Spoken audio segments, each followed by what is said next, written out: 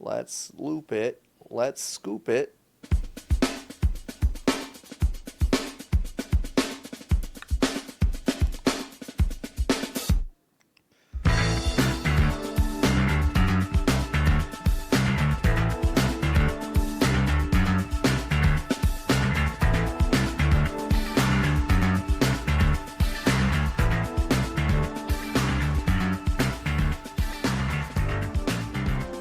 What's up, ghouls and goblins? We are recording this episode on Friday, October 31st. That means it's Halloween, folks.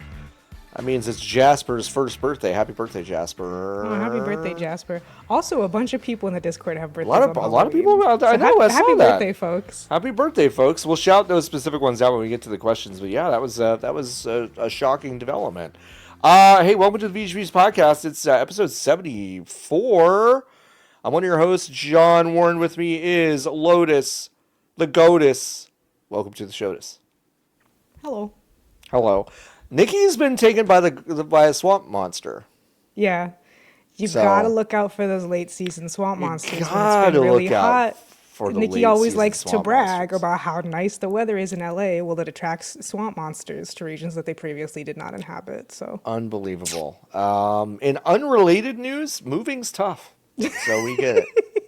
We get it. The swamp monster, known as moving, is tough, but that's okay. We have a full show for you today. Lotus and I were just talking about how we have no real trick-or-treaters in our area, but still got candy anyway.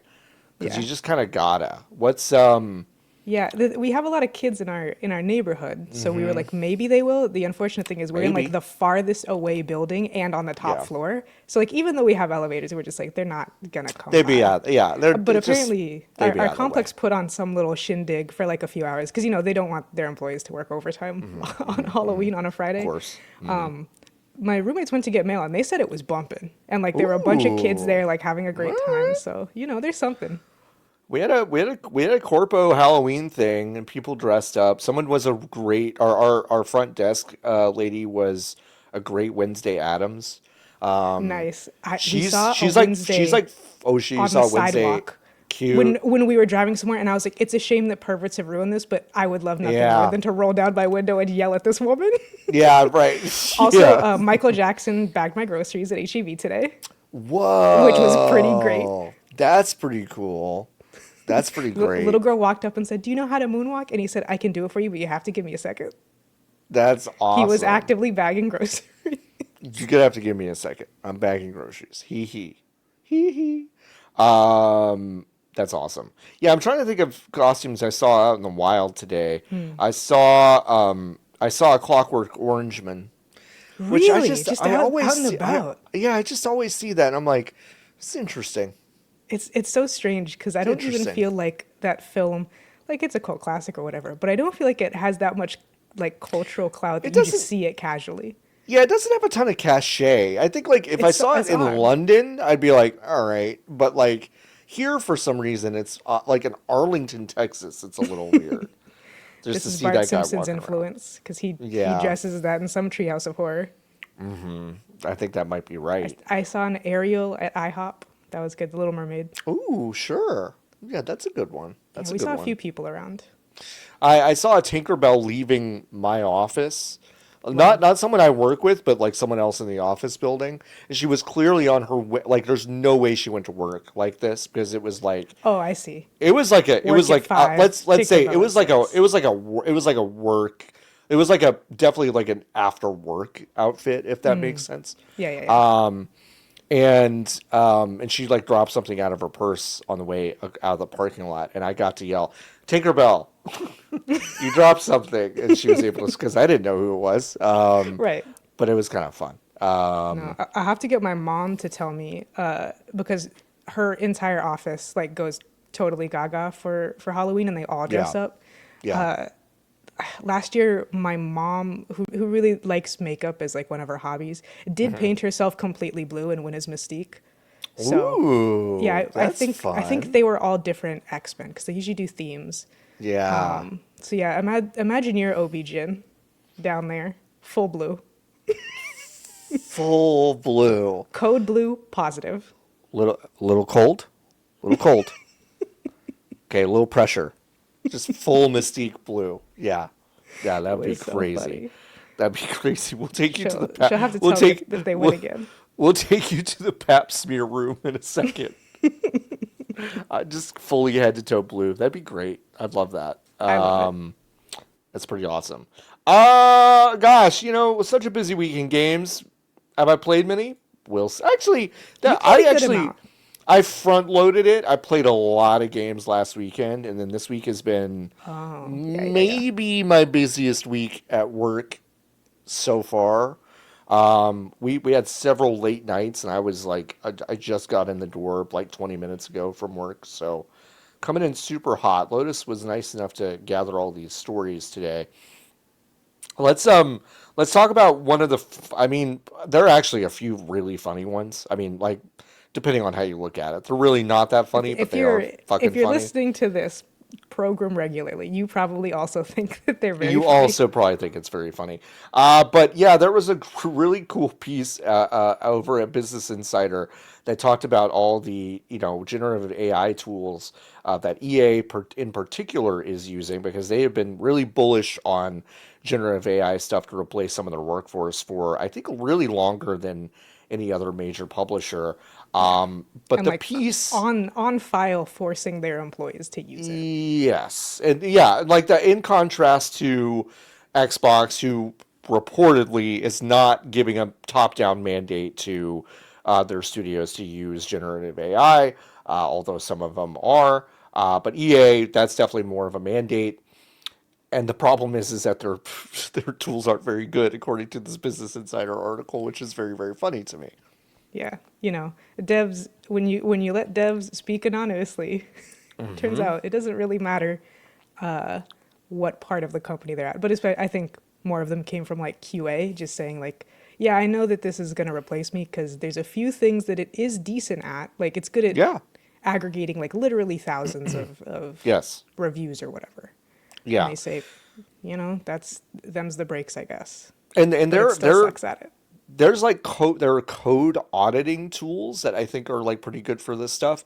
That the problem is that a lot of these studios are doing it kind of in the reverse of being like, well, what if we Yeah. built the thing out of generative AI and then we kind of worry about it later, which by the way, you're building rickety scaffolding on top of rickety scaffolding, and if you don't know Yeah. how it's built and you're not auditing that process frequently, you're going to get some dog shit. And that is apparently what's happening over at the Yeah. Electronic Arts Corporation, Yeah, owned there's now good by the things that Saudis. AI can do, but generating things is not one of them and probably never will be. No, it So, won't be. It you will know, never be. And it's super super funny. The analogy that TD Cowen and a TD Cowen analyst used is basically talking about dogs, and it's like it's a problem d- when the dogs won't eat the dog food, which is really fucking funny. it's so terrible. It's something that you would have like the villain from Gremlins 2 saying It to tell is. you that he's a villain. I It's not know. something a real human person should ever say. No. Do you not have the instinct in your brain that says maybe I shouldn't compare people to dogs in such a Yeah, way? maybe not. Because the quote is verbatim. It's a Yeah. problem when the dogs won't eat the dog food, referring Yeah. to EA devs not wanting to use Gen AI. Yeah. You got to mix a little bit of water in with it to form a gravy. The And don't analyst forget the is pumpkin saying, puree. don't forget the Lotus. If you don't think I scooped a fucking thing of pumpkin puree and raviolis food 15 minutes ago, John, you you don't know NBA basketball. You all right? and that I know less than putting scoops of pumpkin puree and or Uh huh. yogurt into a Uh dog's huh. food. Uh I huh. took care of two slightly ornery yellow labs because they are rescues and my aunt's precious, precious babies. So I was locked in to warming up one of them because Lexi is picky. Yeah, you gotta heat. Sometimes you gotta heat it up. I did give chicken to She both of them. hers needs Chicken to be was warm water. So warm water to make the great or to drink straight no, to or make to the form gravy. the gravy. Yeah, sure. Yeah. God, dogs are so funny. They're so dumb. They're so dumb. In Love it. contrast to people who work In on video contrast to games. people who work on games in particular. which is really, really, really fucking Why funny. won't our devs chew up their slop? Yeah, it's so weird. Our devs, they kind of push their bowl away, and then they just, they I think they're still interested in food because when we offer them Taco Bell, they love it. But the slop in the corner, I don't know. We got to figure this out. Also, they keep eating each other's shit outside, which is a real bummer. It's so weird. It's so fucking wild to talk about people like this. But yeah, GDC and game developer, they had a survey asking devs, and year over year, the sentiment toward Gen AI is negative and growing negative, which is not surprising because I think we've had a full couple of years now of attempting to shoehorn these products into the dev cycle, and I think what what we're also seeing in tech, and what I see in tech, is that there are, and I'll just say it, there are good uses for AI, and it is usually to check incredibly complicated work that has been built by humans for possible conflicts that will arise when you deploy things. There are ways to aggregate a ton of data and then ask the language model that you put all that data into for feedback instead of building bespoke reports and things like that. It's like there are things it is good at, and I think it is something that we have to kind of reckon with in a way. But the generative shit is all garbage. I mean, it's all fucking terrible. Yeah, and it's just funny because, like, gamedeveloper.com is a games media website, but it's also Yeah, very much a business, and it has, it's yes. I don't even remember what it used to be called anymore. It was something dumb. Not that gamedeveloper.com is better, but at least it's very straightforward. Gamma Sutra. They were Gama Sutra. Yes. Terrible. Anyways, Terrible. they are Terrible. much more like laser focused on, like, we are a site for developers to read, not necessarily Yeah. like fans of games. And then GDC is the way that it is. So, like, theoretically, this is the most positive group that you are Yeah. going to be able to survey, and they still Correct. hate it. Yeah. They still really fucking hate it.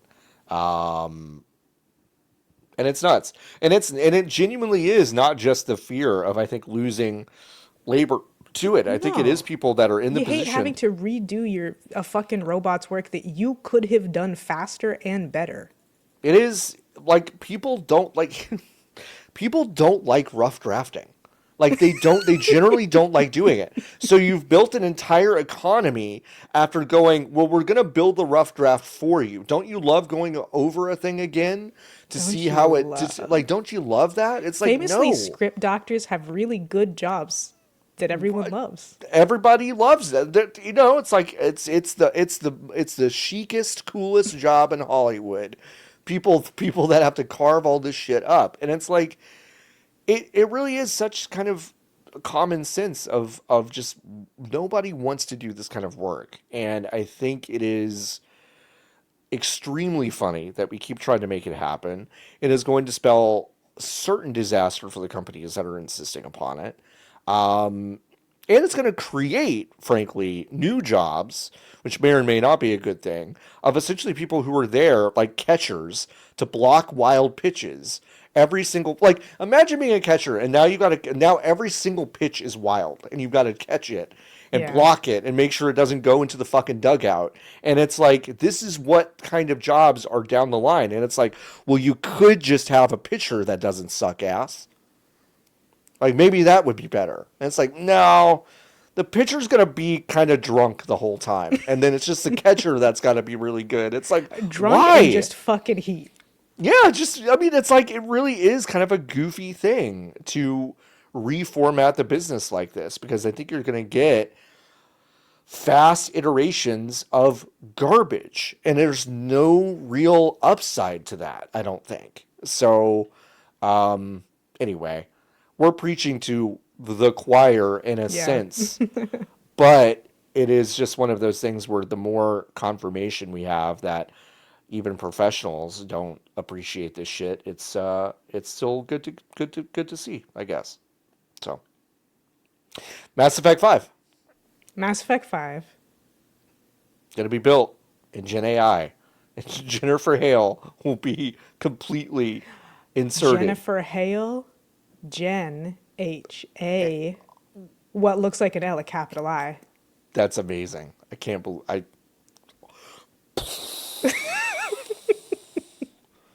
Mind blown. Hey, Amazon did the unthinkable. I'm just kidding. They did something completely predictable. They laid off 14,000 people already. There are up to 30,000 jobs on the on the chopping block. I think 14,000 is the figure that I had seen actually executed at this point. And a lot of it was in video games, but also logistics, payments, and cloud. This is coming off the heels of that incredible AWS outage. Did that affect? Well, you're not really kind of like working on stuff right now, I guess. Yeah. So You didn't have to say it like that, but yeah.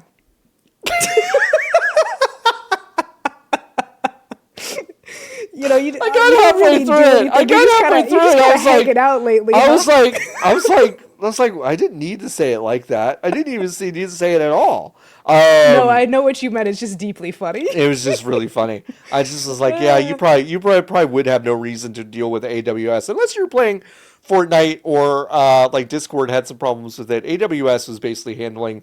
It's basically the like backbone of the half- internet. Shout outs to the one of my world's- roommates, but not the other that got the day off because of it. Amazing. Yeah, I mean, we like Jira didn't work. Like it was just it was a huge deal. Anyway, coming off the heels of that, yes, they are deciding to lay off a ton of people. And games were a really huge part of this. This seems to be kind of a, unfortunately, kind of the moment where they've looked inward and said, yeah, our game stuff has not really worked out very well. New World is ending development. Oh God, I forgot about that. Yay! The New World, yep. Sorry to the devs, but yay! Sorry to the devs, but yay. The Lord of the Rings MMO was canceled. There's just a lot of the Amazon game stuff that that has just fallen apart as a result of these cuts. But perhaps one of the darkly funny parts of this is the reporting that a lot of the Amazon Games team was apparently trying to compete and beat Steam. This was news to me. Like, I don't remember this being to like everybody. Yeah. It just seemed like they were gonna sell games, and it's like, oh well, that's Amazon. It makes sense that they would kind of tack that on to the 6 million other things that they sell. Sure. Well, and then it makes like some of the very strange moves that they made make more sense. Like, why did they try to make Amazon Luna? Why did they buy Twitch, which isn't profitable and has no path to profitability and never has? No path. And you're like, oh, I guess that's what that was. So Ethan Evans was a former Amazon VP, and he went to LinkedIn to actually talk about this. And do you want to read it, or do you want me to read it? I would love you to read it in a business voice, because you are a LinkedIn sicko in some respects. I am a LinkedIn sicko. I'm going to read the whole thing. As VP of Prime Gaming at Amazon, we failed multiple times to disrupt the game platform Steam. We were at least 250 times bigger, and we tried everything. But ultimately, Goliath lost. That's the fucking point of the story, brother. First of all. Like, what's unbelievable. Anyway, here's why. The 15-plus year-long attempt to challenge Steam started before I was VP of Prime Gaming. But we never cracked the code. Not under my leadership or anyone else's. Love that. Just throwing that in there. The first way we tried to enter the online game store market, 3 hyphens in that, or 2 hyphens, was through acquisition. We acquired Reflexive Entertainment, a small PC game store, couldn't tell you what that is, and tried to scale it. It went nowhere. Then, after buying Twitch, we created our own PC game store. Our assumption was that gamers would naturally buy from us because they were already using Twitch. Wrong. That was pretty dumb. Maybe if there was any kind of integration, that could have been a possibility. That could have been a possibility. Can you imagine if you were watching a streamer play a video game and you could click a button that takes you to the game page, all the streamers playing the game, and you could press buy now and just buy it. Buy now. Buy now. It's so easy. Buy now with Twitch bits that you have accrued by watching, some of which you've gotten by watching ads. Awesome. Holy fuck. Amazing. Dumb. Anyway, finally, we built, quote, Luna, a game streaming service that let people play without a high-end PC. Around the same time, Google tried the same thing with their product, Stadia. Neither gained significant traction. The whole time, Steam dominated despite being a relatively small company compared to Amazon and Google. Like, yeah, Sorry, there's fucking 30 they people were that work at Steam. around. Also, they built. You're talking about building Stadia and Luna 15 years into Steam doing this. Like, what are you talking about? Like, you're acting like those all went up at the same time. Okay, sorry. The mistake was that we underestimated what made consumers use Steam. They were already there. It was a store, a social network, a library, and a trophy case all in one, and it worked well. And Amazon, And that's how you can tell he really doesn't know what he's talking about. It really no, doesn't it doesn't. know. It doesn't work well. It doesn't work At well. Amazon, we assumed that size and visibility would be enough to attract consumers or customers, but we underestimated the power of existing user habits. We never validated our core assumptions before investing heavily in solutions. Solid. The truth is that gamers business incredible to just say that out loud. The truth is that gamers already had the solution to their problems. They weren't going to switch platforms just because a new one was available. We needed to do something dramatically better, but we failed to do so, and we needed to validate our assumptions about our customers before starting to build, but we never really did that either. Just because you were big enough to build something doesn't mean people will use it. Thank you so much, Ethan Evans. Fucking business genius. Incredible. Because also, the craziest part about this is that he is not the first or last person to do this exact thing at Amazon. And there's a dozen other people. He may be the smartest person because he's the only person who figured out how stupid it was. Who actually just put words down about what, just if you're at Amazon and you say out loud, we never validated our assumptions before we went to market, that is so crazy. Yes. The one thing you can afford to do when you're that big is take your fucking time. And to Steam's credit, again, there's real opportunity there. If you've got the resources, there is opportunity there. But to Steam's credit, they do move fairly slowly. Some would say too slow to do a lot of things, but they have invested a lot of time into figuring out what works, even when their plans are kind of fucking cockamamie. But they did do this. They did validate a lot of stuff. They did take their time. Now they built something that I think has so many holes in it that there is an opportunity for someone like an Amazon to do something, but they've just decided that now's the time to give up. Really amazing, actually, to admit that you fucked up all of that stuff after you've shut everything down. It's like, did you talk to anyone about this before the 30,000 people were? No, I guess not. Incredible. Fucking incredible. Beautiful, amazing, no notes. I have a Luna controller. I should find it somewhere. Wow. They sent us one at Fanbyte. I think I still have it. I think I have it. I don't think it does anything. Just like Fanbyte. Just like besties. Luna and Fanbyte. Luna worked about as well as Stadia did, which is to say not well at all. Yeah. Which again, and I know NVIDIA is NVIDIA, but it's wild that NVIDIA one day just woke up and was like, we could probably do that. We have a lot of GPUs. And then they did. And it works pretty well. Works pretty well. Whatever. We could do that. Yeah, you notice that Amazon? Another company that's smaller than you woke up and said, we could do that, and they figured it out. It's crazy. It's crazy. It's almost like becoming a billionaire is just a fucking happenstance of cruelty instead of actual intelligence. Anyway, Lotus, I'm softballing this pitch to you about Don't Nod. Which I don't think that this is anything that happened in the lifetime of the program, but I hate that Don't Nod have palindromized their name. It's so bad. Their name is DONTNOD, which is a palindrome, works backwards and forwards, and then they decided to change it so it says the words don't space nod.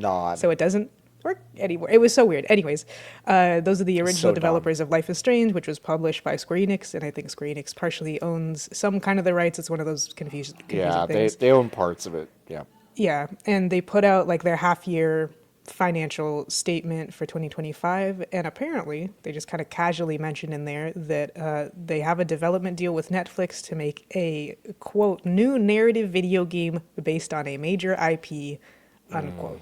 They also mentioned it's going to be developed by Don't Nod Montreal, which is their secondary studio. Main studio's in Paris, I believe. Don't Nod Montreal. Only thing that they've made is Lost Records, Bloom and Rage, which by many reports was kind of a nightmare, but I don't think that that's the studio's fault. Yeah. So, yeah, you know what it is, right? In your bones. It's either Stranger Things or Wednesday. It's Stranger Things. I think. It's, the well, thing is, Wednesday has made so much Wednesday. money.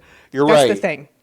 You're Stranger right. Things is the only thing that they've ever done video games for, which makes me think that it's probably just another Stranger Things. They've like Wednesday's Netflix has interesting tried. though.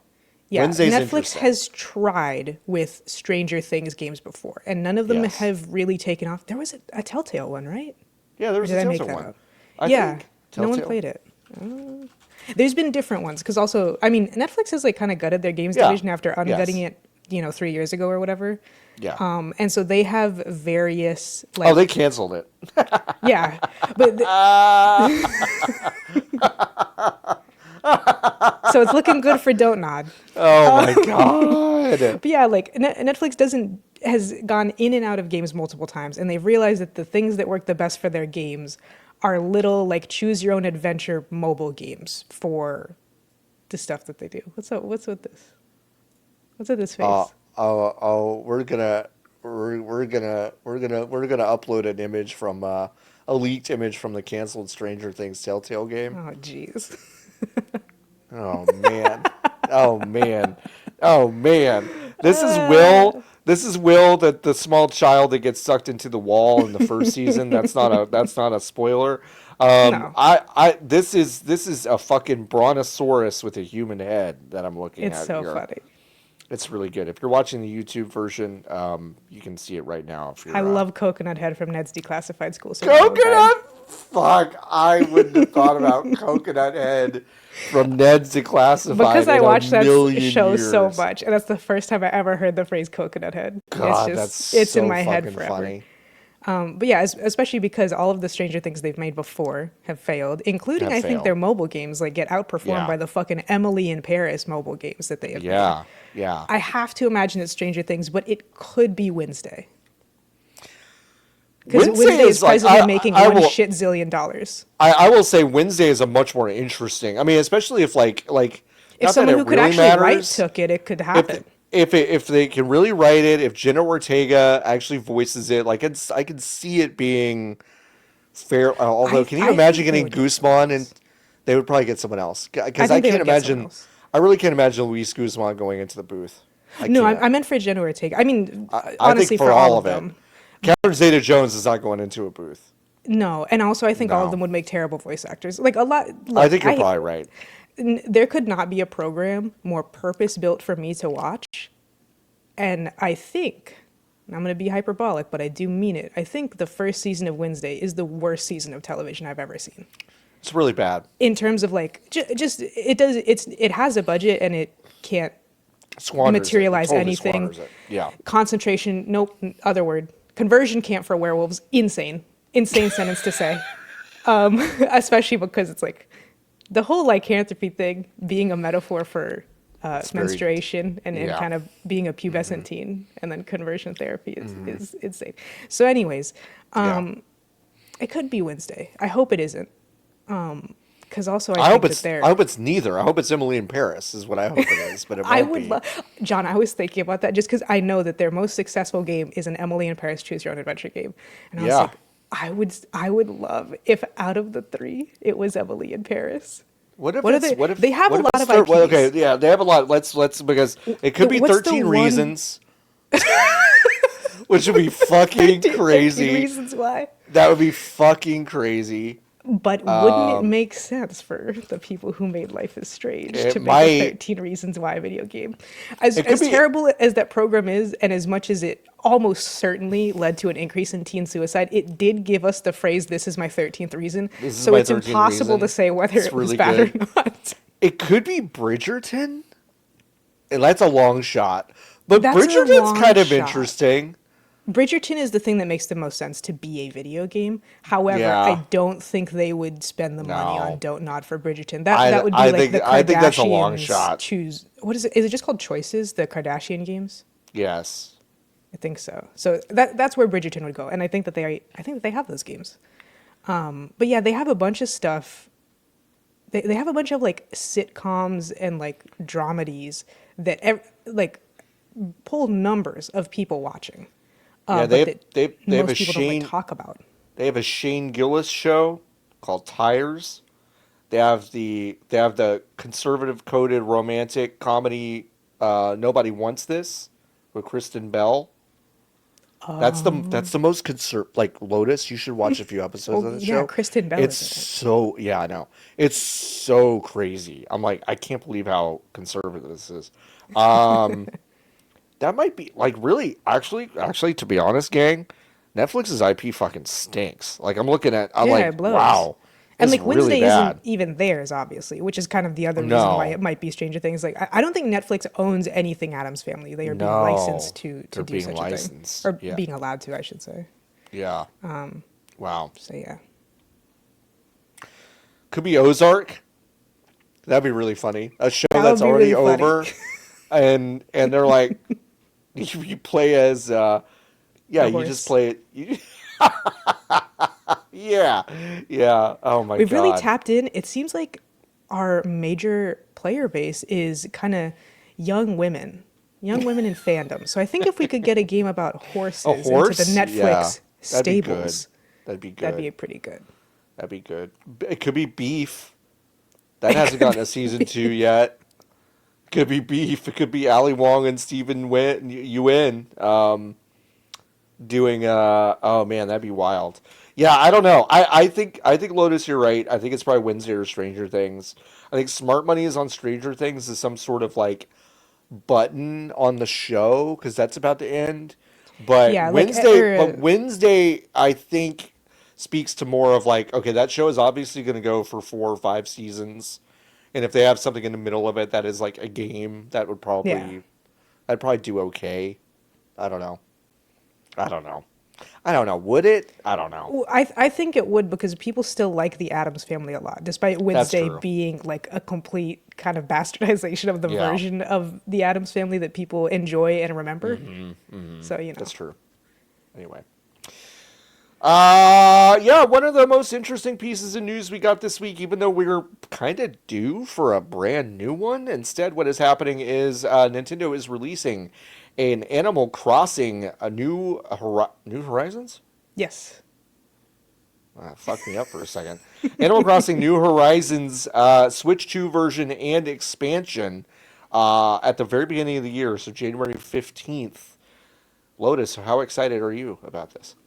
I mean, will I play it? No, I don't have a Switch, but it's very exciting because, like, the thing is, Animal Crossing fans, are they a little entitled? Yes, but part of why they're very frustrated is because Animal Crossing New Horizons, compared to previous Animal Crossings and the succession of Animal Crossings, was missing a lot of shit.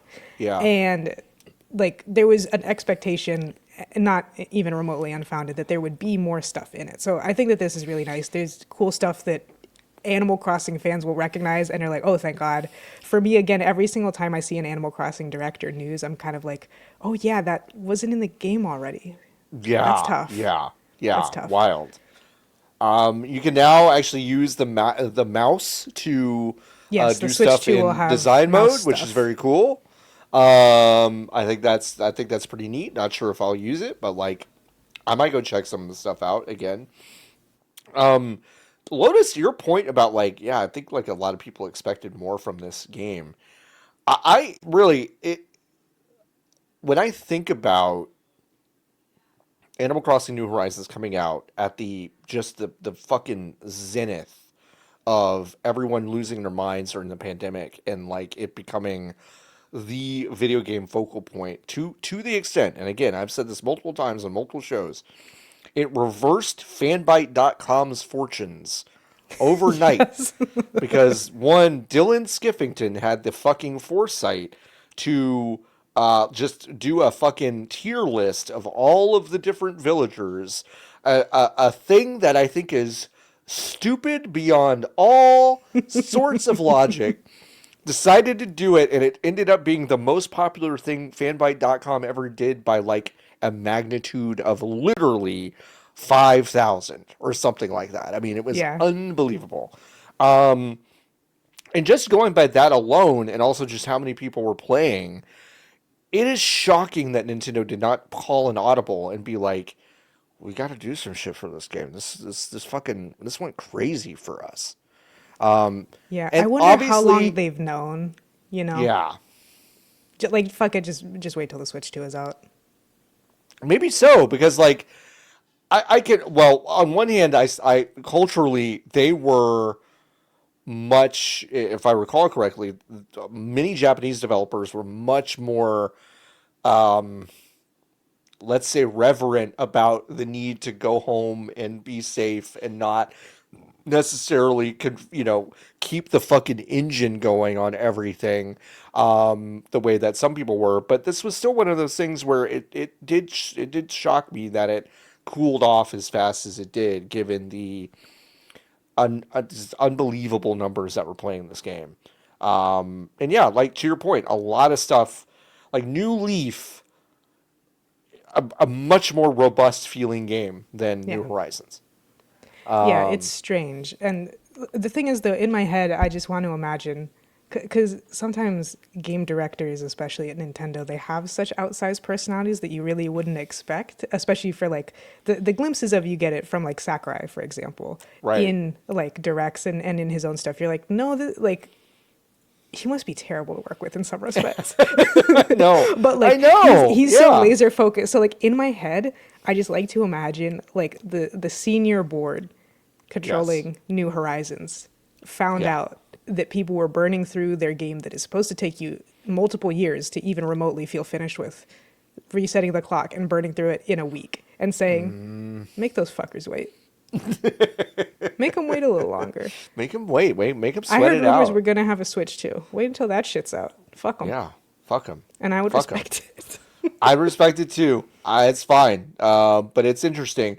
You'll be able to store plants. Like you're going to get a huge storage upgrade. So your bins in the house, you can store a lot more. You can store Yeah. shrubs and You, trees you and can shit. buy up to 9,000 now when it used to only be 5,000. So, Yep, which is pretty big. There'll be kind of a happy home area, which is the resort, which is exciting.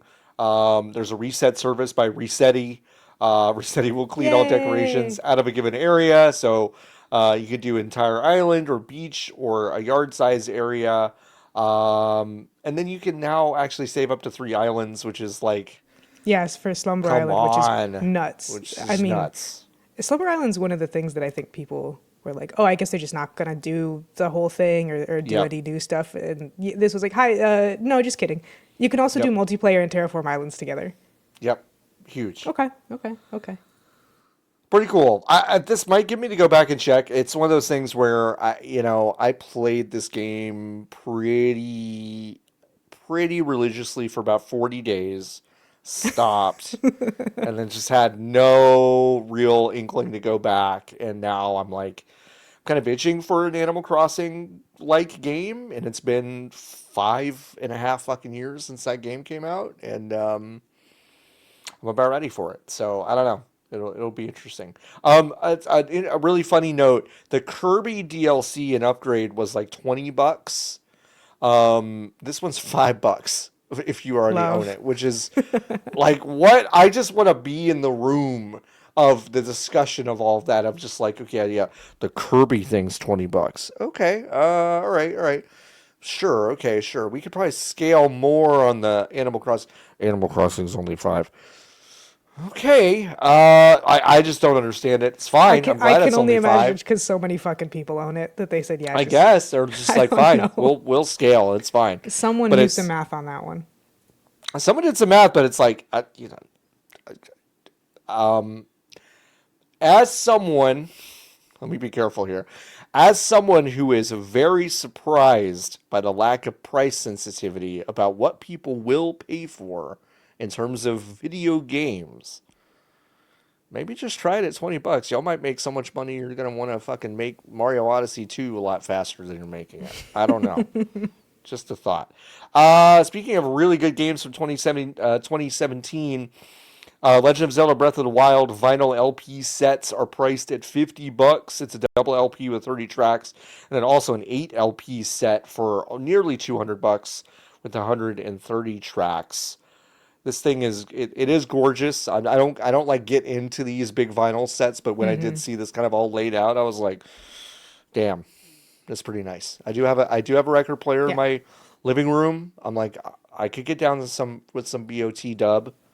You could. I mean, Yeah, I think they're clearly collector's items. I think the vinyl market has yeah, recognized that like it actually doesn't matter how these things play literally at all.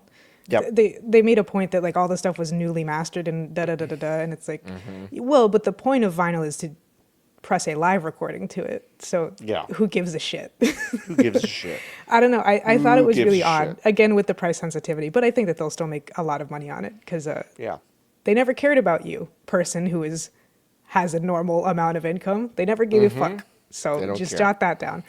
But to me, it was like so telling that the Nintendo VP Bill Trinan So good. mentioned how much of a market there is for video game OSTs on CDs in Japan, and then is like, we're just trying to gauge interest in the U.S. John, if I wanted to get Super Mario Galaxy orchestrated soundtrack, which they have sold in Japan on I believe Yeah. a double CD, if not then it's a quad CD, I would have to pay over $100. It does not cost 100 American dollars in Japan. It costs significantly less than that, but I can only get it fucking imported by like Kinokuniya or something. Uh-huh. John, have you ever heard of this thing called K-pop? It's like I keep hearing about it. It might reach our shores one day. But I just, A it's like I Hallyu just wave don't. could reach our shores one day. I find it insane when vinyl people talk, and it's like, do you know how you could make someone buy CDs that they already want? You could either make them cheap as shit because it costs nothing to produce a CD, and include a little something. We all know that the Hyrule Historia is not real, and they are laying down the railroad tracks as they are being handed them by other Yes. people within the company. It is complete and total horseshit. That universe doesn't exist. Can you imagine, John, the amount of money that they would make if these were CDs, and in each CD there was a one of, I'm going to say 10, one of 9, and then one secret one of little photo cards, and the back of the photo card has a different image. If you collect all 9, you make one big picture. That'd be fun. It would be fun to do. They wouldn't fun. cost that much. A No. CD, K-pop standards, they're like $23.99. Not that that's like nothing, but Yeah, compared sure. to a vinyl LP or these other collectibles, it's not a lot. And you would get something other than just the fucking thing. Where are we? Has no one ever heard of K-pop? Where am I? Do we not know that like the amount of shit that these people sell? The amount of kind of just like vertical integration that happens within kind of hiring practices and like business practices that happen at big companies is pretty shocking. Like it is interesting that these big companies it feels like tend to hire insiders that have a very insular idea of the world. They are really into video games and they love video games and that's pretty much all that they do. Whereas like if you're Nintendo and you have this kind of idea that you want to get into music, you want to get into collectibles, maybe hire someone that has a fucking idea of like music beyond video games, because guess what? Like it's not all that different. And actually the weird thing is that like when you're connecting it to this kind of very like vivid, lush storytelling world that video games can create, you can have this really amazing mix of having these like products out in the world that would sell like hotcakes and not cost this much fucking money. And Yeah, I guess they're Nintendo's just trying to. still going to do great, obviously. They're These are trying gonna to. sell They're out going in to do 3 great. seconds, but it is really weird to even mention it. But you know what? I guess. Oh, that's it. And that's it. You know what? Interesting. I just got this text, Lotus. Uh-huh. Hi, it's AT&T. A software update to your internet equipment may have led to a few connectivity hiccups last weekend. It did, actually. It did. Thank you. Actually, what's nuts is that I thought you were gaslighting me, so I really appreciate you sending me this text. Thanks, Hope AT&T. everything's running smoothly again. We apologize for any inconveniences caused. You deserve our best experience, and to help make things right, you'll receive a bill credit in 1 to 2 billing cycles. I wonder how much is big that that gonna billing. be? That's gonna be like $2. I just noticed I'm gonna be rich, John. I'm getting part of the class action settlement from Facebook for privacy Hell infringement. yeah! I can't wait. What do you think I should spend my 12 cents on? This box set, obviously. I mean, this I'll is put a it huge in a deal. fund. Put it in a fund, definitely. Anyway, yeah, no, Lotus, you're totally right. Like the K-pop shout is like incredible. There Why'd you are even mention already CDs, you bastard? yeah, there are already incredible things happening in the space, and to pretend that it's not is just is really fucking goofy. So the most breaking story that is happening that I think is we have a Yeah, very this happened hours incomplete. ago. Yeah, we have a very incomplete idea of it as of yet, but Jason Schreier over at Bloomberg did report that Take-Two Interactive has laid off 30 to 40 staffers across multiple offices in the UK and Canada on Thursday. According to a spokesperson for the Independent Workers Union of Great Britain, all the employees were part of a private trade union chat group on Discord and were either members of the union or attempting to organize at the company, the union spokesperson said. Alan Lewis, a spokesperson for Take-Two, said the firings were, quote, for gross misconduct and for no other reason, and that we, quote, fully support Rockstar's ambitions and approach, which is a fucking crazy quote Yeah. to just give to a journalist. That's fucking crazy. We fully support Rockstar's ambitions and approach. God, that's fucking nuts. Anyway, they have really doubled down on security, all sorts of things. When some unfinished footage from Grand Theft Auto 6 leaked in 2024. No, sorry, in 2022. Jesus. And then another one, they were criticized for asking people to return to work 5 days a week. And they said that's partially for security reasons. Grand Theft Auto 6 comes out next May. This is a really interesting story. I think if this had happened 4 to 5 years ago, I'd be like, this is gonna go away in like a minute, and it's not gonna be a big deal. I don't know if I know why I should be totally fucking cynical and think that this is gonna be fine, but for various reasons, partially because we've seen more unions pop up, and partially because we've just like seen some fatigue on these like incredibly tortured 10-year dev cycles. I don't know that this is going to be something that gets totally swept under right away. Yeah, especially because the game is going to cost 100 American dollars. Yes, it's going to be really expensive. And I don't, well, no, I would say I think people are more, the average gamer is more politically active or politically, Yeah. has more political wherewithal Aware. than before. Yes. And 100 American dollars is a really easy point to balk at, just like we were kind Yep. of joking about with Microsoft before. Like, there's a lot of people who, even though they care, they would not care enough about Palestine and about the many horrible things that Microsoft does to like stop playing Xbox games. Correct. But when the price increases, even like the price increase is annoying, it doesn't magically make the service like objectively a bad deal. Yeah. But it's enough for a lot of people.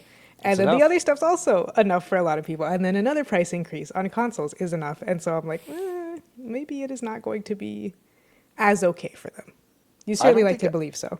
I think it's going to be strange. I don't necessarily, I don't think gamers across the world are going to suddenly be pro union, but I do think that your point about the $100 price point and that sensitivity and kind of people balking at the cost of games right now, I don't know if this is a cocktail for success, and I also don't know how they get away with this. Obviously, I think Take-Two probably does enough of their due diligence to know how to lay off these workers without some sort of, they probably like it's a Saying security gross risk. They went misconduct to on the record immediately is crazy.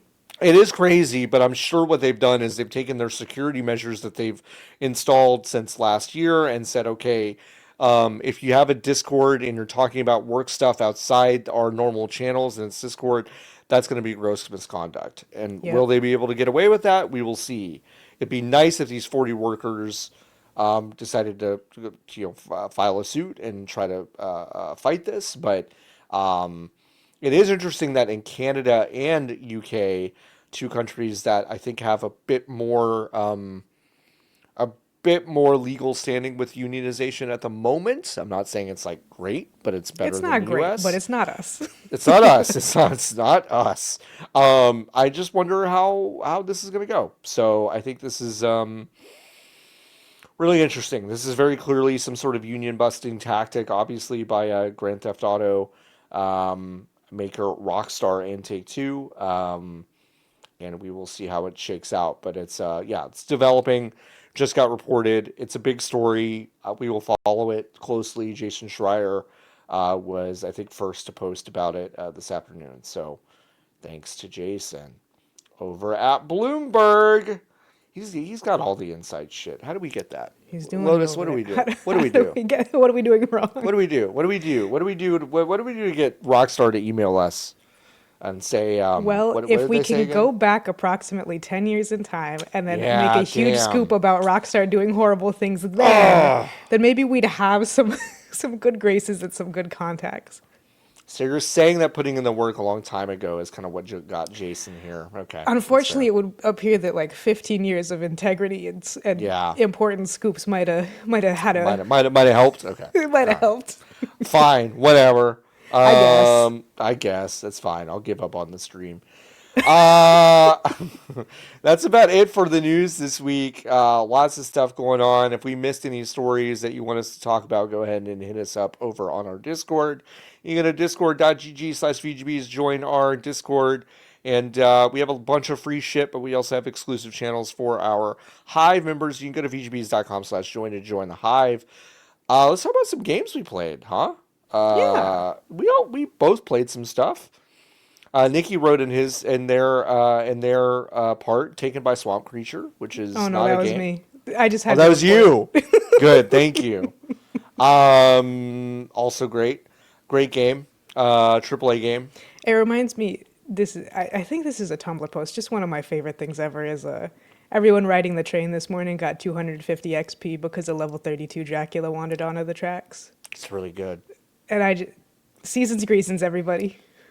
Seasons what I bring to you. reasons. Let's flip back and forth. You played 3, Yeah. I played 3. Let's talk about Stasis. Is that not 4? Oh. Yeah, Stasis is a point-and-click adventure game from 2015. That's the sound of John deleting down to 3, I believe. I deleted down to 3 because I'm like, I didn't play enough of 1, and also I'm like, we don't need to talk about it. That's fair. Yeah. But yeah, it's a point-and-click game from 2015. It's one of those things that, like, at the time I remember hearing a bit about as someone who really likes point-and-click adventure games. It is really obviously inspired by Dead Space in, like, a lot of different ways. I think maybe the wildest thing, because I remember this game, but I had never played it. I think I might have watched a playthrough of it as a kid. Yeah. This game came out a month before Soma.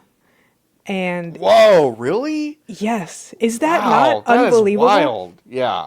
It is a point-and-click adventure game set in a derelict mega structure ship thing that is like a research lab and a bunch of other stuff. You are a guy who wakes up out of stasis. You have no idea why you are there. Hey, this also must have come out. Oh, wait, no. Is Fallout 4 2014 or 2015? Ooh, that feels like it's 2014, but let's see. I think it's Fallout 2014. 4 was 2015. You're right. Wait, it was 2015? Oh, it was 2015. Yes. Okay, So we were that's also crazy because wrong. Late 2015. The plot of this video game is that you wake up out of stasis on this crazy ass fucked up ship where something horrible has happened. Everybody's dead pretty much. And what you remember doing is it's not hard sci-fi, but it's the sci-fi thing of if you want to travel long distance in space, there's no wormholes. Everyone has to Yeah. go into cryosleep. And so him and his wife and his daughter were going on vacation to like Jupiter or whatever. And then he wakes up on this fucked up ship and his wife and daughter are gone. Motherfucker, that's really similar to Fallout 4. How did this all happen? Really similar. It's really similar. Nothing is the most original thing on earth. It's Sure. just wild that this is such a coincidental thing. Yeah. And And yeah, I mean, It's I like think it's a fun it's like the two Truman Capote biopics that happened at the same time. You know, It's I don't exactly know. like that. It's exactly like that. But yeah, I mean, it has a little. It's not too bad in the moon Yeah. logic category, which for people who don't know is a term that you used to describe point and click adventure games not making any fucking sense and asking you to Yeah. do puzzles that you could only intuit if you were born on the moon and had lived on the moon. It's not too bad about that. It's so weird that it's from 2015 because it feels really old in a lot of ways, which I like. It has Yeah. the good parts of feeling old. Like there's a bunch of random ways you can kill yourself for no reason that are all hilarious. Like It's awesome. it's a horror game that mostly takes itself pretty seriously, and then you're like you're doing a puzzle and you could swallow a bunch of acid for no reason, Awesome. and then you get an Perfect. achievement for it. Amazing. So yeah, it's fun in a lot of ways. I like that there's not kind of a time crunch chasing element to it ever, but it does Sure. have procedurally generated scares. Like you'll be reading a little dialogue on a pad or whatever, and then you'll just hear like a blood curdling scream coming from inside the walls, just for no reason. And I love Great. that kind of shit. I love That's it. good. I, That's I good. think it's an isometric view, like again, classic point and click stuff, which I think is so good for horror. And it made me think about like how underutilized that is. That it's like the same thing that people say, never let you see the monster. You can't Yeah. see it because it's isometric. So you can vaguely see what's going on and you can see the suggestion of gore and body horror, but you can't really tell what it is. And it's so good. The prose is also generally pretty good. I think it does have some bad habits that you see in a lot of sci-fi horror, which is that like it's not very focused at times. It wants to do a lot of different ideas. It gets a little bit childishly kind of like torture porny when it's trying to be Yeah. more dystopian, but when compared to Soma, like Soma's like laser focused on identity and existentialism and alternate selves and what do you do at the end of the world. Right. Whereas this like kind of bounces around with like evil capitalism and stuff, and there's some amount of like you aren't writing that with capitalism the cruelty is the point. You are inventing new kinds of cruelty to enact on the fictional characters to make it more tragic. And at a certain point, it's just like, okay, come on, Yeah. whatever, bud. Yeah. But you get to do like fucked up stuff, which at the same time it was very corny and stupid. But I couldn't help but find it kind of charming in the way of like remembering games like Sanitarium or like Phantasmagoria. And Sure. I'm like, yeah, you know what? Yeah. Yeah. No, that makes sense. I love that. What are your favorite point and clicks? Like all time. I mean, it's probably Grim Fandango is probably like the number one. So It's pretty, especially because it's like tightly written. It's But really it's just tightly like written. the thing I like is just that they are written. Yeah. You know, compared Sure. to most Yeah. video games. Like I like Yeah. being able to walk around and like intake the dialogue. It's been a really long time since I did any of the Monkey Islands, but I Yeah. enjoy Monkey Islands.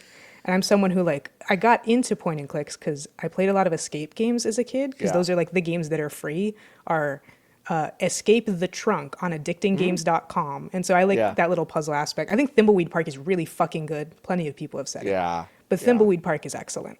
That's good. Yeah. Have you ever played Torrens Passage? No.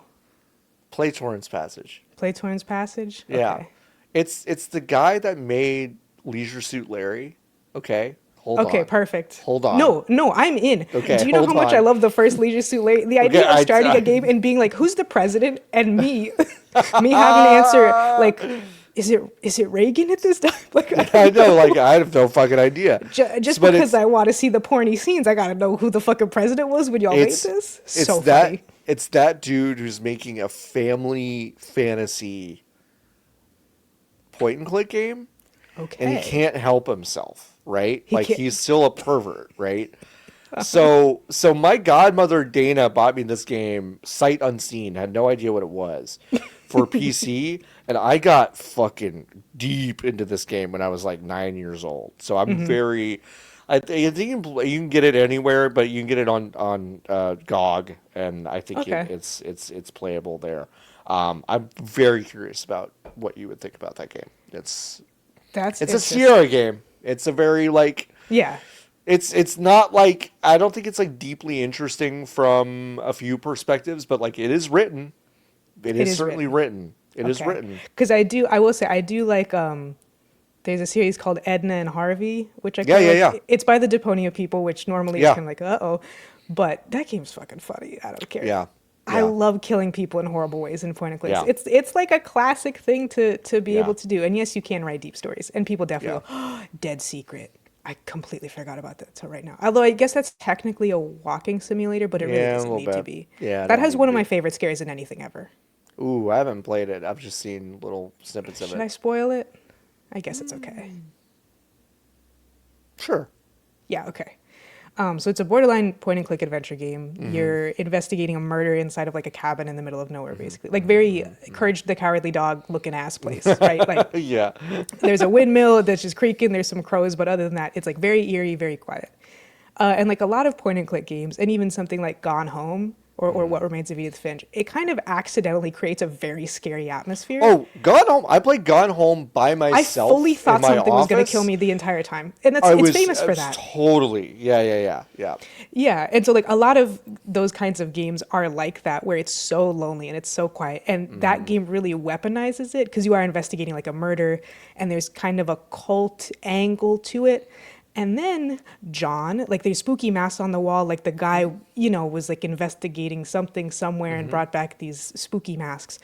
There's a point where you finally get into the attic and you're like, thank God, and it's like a bunch of documents and stuff. And then you hear creaking noises. And you turn around and there is someone in a black cloak and a mask running up the staircase directly at you. When you have not seen No hide nor hair of a way. human, No I love way. it. Because you just hear like, No you turn way. around, just going towards you. John, you have to jump out the window before you No. get Oh, killed. really? Oh my Yes, you God. have to have the wherewithal to be like this fucking Michael Holy Myers is shit. trunching up the stairs. I need to what do I do? What do I do? I need to go to the window, click the thing, press this, try to do this, and Oh then my just jump. God. I'm obsessed. Sorry for spoiling it if you didn't know. However, No. that game does not have the playtime that it does. So if that gets you to play it, then that's okay. Oof. That's I awesome. love it. I have a big mask thing. My Scary. grandmother made masks. She was an artist, and we had a few in our house. I used to have a recurring nightmare about one flying through the house to find me, That is horrible. and like I had them. I mean, I had them for like probably a decade. These nightmares. So I've got a big mask thing. Not a fan. I've tried to get over it. Hard I to do get want to over it. say one. I did take exactly one screenshot while I was playing Stasis Ooh. because it made me laugh so hard. Okay. Most of the game I think is quite good. I think it's worth it. The atmosphere is really good. Again, the horror, the prose about like fucking the giant vats of clones, because that's like a whole thing in this game. Yeah, it's great. However, classically, the way that this game would be, obviously inspired by Dead Space, obviously inspired by Alien. You find the like cloning lab and there's like pregnant women strapped to the table and da da da da da, and then you end up having to kill them because obviously you do, and like they're gonna die anyways, whatever. Maybe the funniest line in this game, because it is completely unintentional and I know what they meant, they just wrote it bad. When you hover over one of these dead pregnant women who have been suffering for months and months and months and months, expired in her sleep, if only the look on her face were more grateful. Why don't you smile, whore? It's so funny. These ungrateful broads. These Like, ungrateful I mean, broads. kidding? I know what they meant. It's like I'm so tortured by the Yeah, image of this that I had to sure. do this, but God, it's funny. It's really, really, really funny. I think Fuck, that's what I funny. have to say. This game, it don't cost a lot of money. It'll be a good time. However, However. it does launch at approximately a volume of 1,000. So watch out for that. Okay, that's good to know. It That's has good to know. settings, but it launches at 1,000. Launch that configuration tool first and put it down to about a 7. That's good to know. That is good to know. That's exciting. I should play that. I love that you play these old games that I missed the first time. So this is There's all too going many on adventure in my games to play. notes. There's too many games to play, period, There are dog. too many games, but it's like I love to have an old one to just like go into. Like I Yes, get tired. 100%. Instead, what I did is I played 3 games that have all come out in the past month or so. I'll start with Ninja Gaiden Ragebound, which is of course the .emu published game made by Game Yes. Kitchen, who made Blasphemous, which is a great Metroidvania. And this is not a remake, reboot situation. No, it's not. It is basically a new entry They that could runs make it less parallel confusing. They could make it less confusing. It's a new entry that runs parallel to the 1988 Ninja Gaiden game. So That's what it is. it stars a new guy named Kinji who is basically defending the Hayabusa village while Ryu Hayabusa is in America. So it's basically like, all right, little bro, like I'm gonna go to America and do my own thing. Why don't you stay here and kill the demons? And it is a very kinetic. If you've never played Ninja Gaiden, the original games, they are like you're typically like one hitting these enemies. It's a little bit more Konami coded of like a Contra game, but with some melee going on. And then this game, you can basically do this what they call a guillotine boost, which is not really a double jump, but is like a little cyclical attack you do in midair. But when you hit like a projectile or an enemy or a little like nodule on the map with it, you basically do a double jump. So not a double jump in and of itself, but you have to kind of like, bounce off of something to do it. So you have these like really, really, really difficult platforming challenges. The boss fights in this thing are hard. The levels are tricky. You have to like find some collectibles and stuff. So it's very, very old school. It is a difficult game. It is really pretty pixel art. If you're into that thing, Blasphemous's pixel art is really, really good. Game Kitchen is showing off their stuff here. I really like the demon designs. It's a really pretty game. And it's fast and it's not super repetitive. Good. And I dig it. I've played like, I've played, I don't know, 10 levels or so. And, I dig it. If you are like a completionist, there's a lot to go back and kind of do per level. And this is it's a nice game. It is probably my least favorite of the three games I played this week, but Oh, it's still good. It's a decent game. So Emu is they're kind of on one right now. They not only did this one, but they've done Absolem, which is I think one of the better games this year. And if you haven't played Absolem yet, you should. It is the Streets of Rage 4 like, but it is kind of a rogue-like fantasy game. We talked about it a couple episodes ago, but yes, just saying Emu is having a pretty good year. go for them. Good for them. Finally the French? Yes. Finally the French get a victory. A victoire. A Thank you. victoire. Victoire. All right, what you want to talk about for next? You want to talk about Kinophobia or Deep Sleep? I'll talk about Deep Sleep Trilogy because I don't have Let's do too it. much to say about it. This is the kind of thing Sure. that I basically replay this trilogy every single year. Playing all three of them takes like an hour All and a half, right. maybe two if you really feel like it. Because these are like, again, similar to what I was talking about. Not Stasis, but the games that I played before that. This Deep Sleep is like a fucking OG Flash game that used to pop up on all these different websites. It's by Script Welder, who was kind enough to code them outside of Flash and put them up on Steam, and you can play them. And all three of them cost like $5 or something. They're just so good. The whole thing is that it's a waking nightmare, lucid dreaming. Like you have fallen into a deep sleep and you don't know when or if you'll wake up. It's hard to tell what layer of the dream you're in. But like again, they're pretty quick.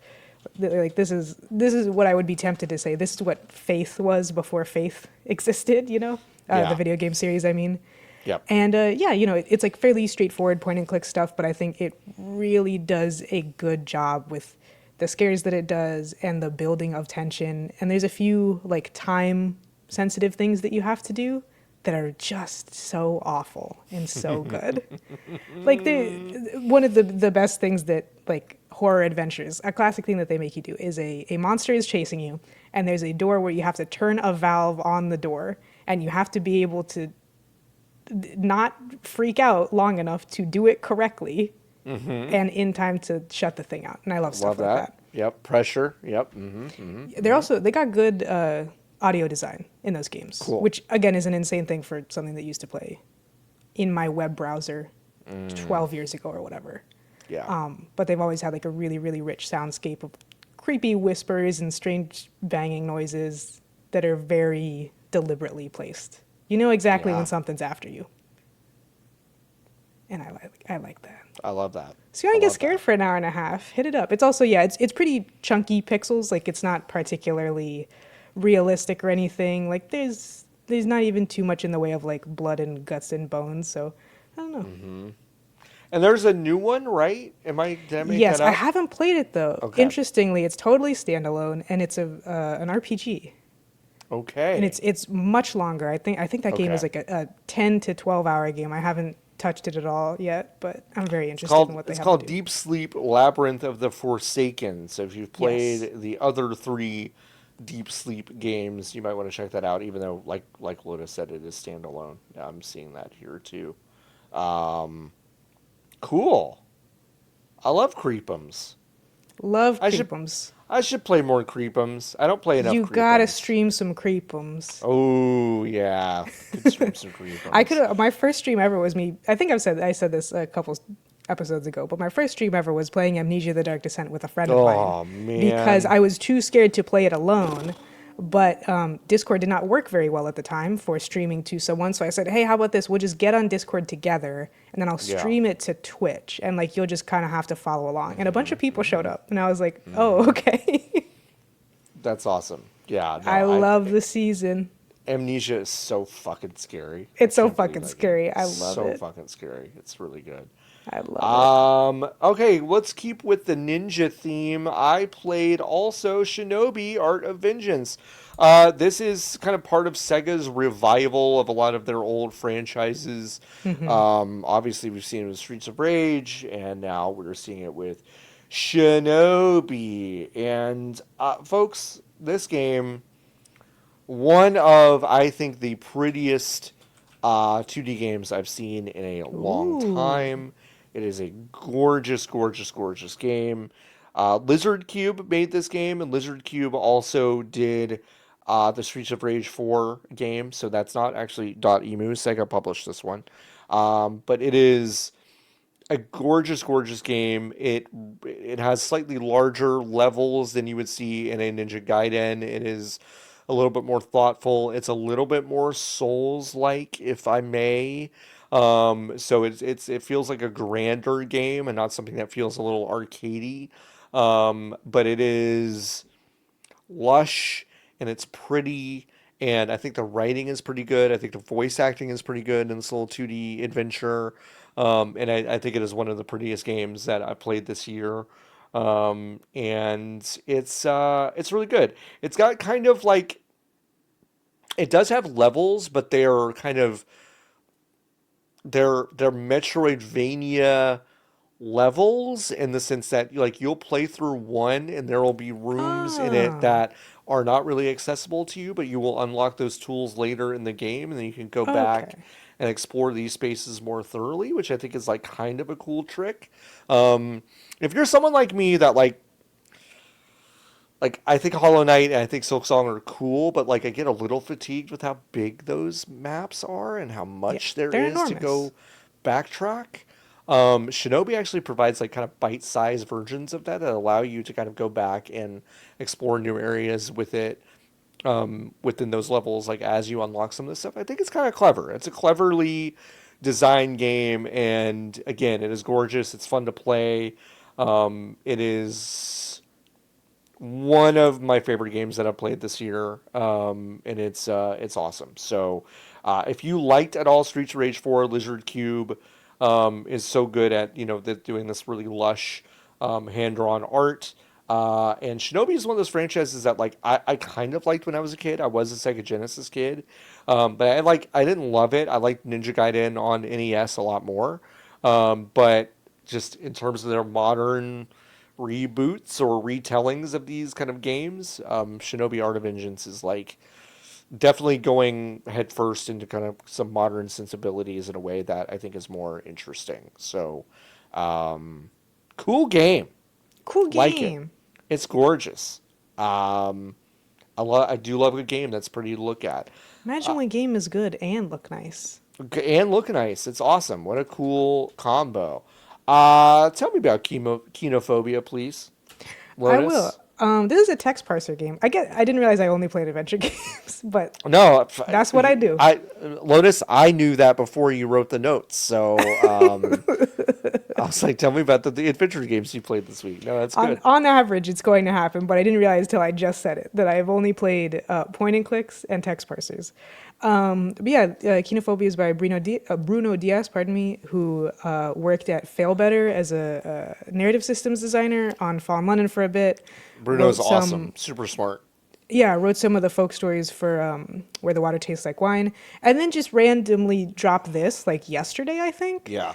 And yeah, this is a text parser where I don't think it says it on the page, I forget, but you're an exorcist who is going through an abandoned, derelict Hollywood production lot where mysteriously 24 people have died, not all at once though, one per year for 24 years. And I think that's what, 1970, actually I have it written down, I could just read it, 1974 to 1997.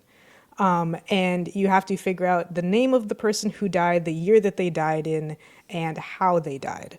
And so it is deliberately, I think, in conversation with something like Obra Dinn and the root trees are dead, and then, kind of some of the immortality a little bit. Yeah. Yeah. Not only with being like moopies, but also, some of that searching through all the fake, all the fake film history and stuff. I'm enjoying it so far. I have not finished it. Allegedly, it's like a 7-ish hour game. I think I'm maybe 2.5 hours in or something like that. However, I was so glad I put this on because I wasn't so sure because I said, well, I'm so early. I don't know if I should say anything. A little bit, maybe an hour before we started recording, I did stumble upon what appears to be the implication that 9/11 happened in the 70s instead, and this is a different universe. Oh, cool. And I said, oh, okay, so that's what we're doing. It's not just fake movies and fake people. I read that and I said, what the fuck? It's not fake movies and fake people and magic. You've also done this to me.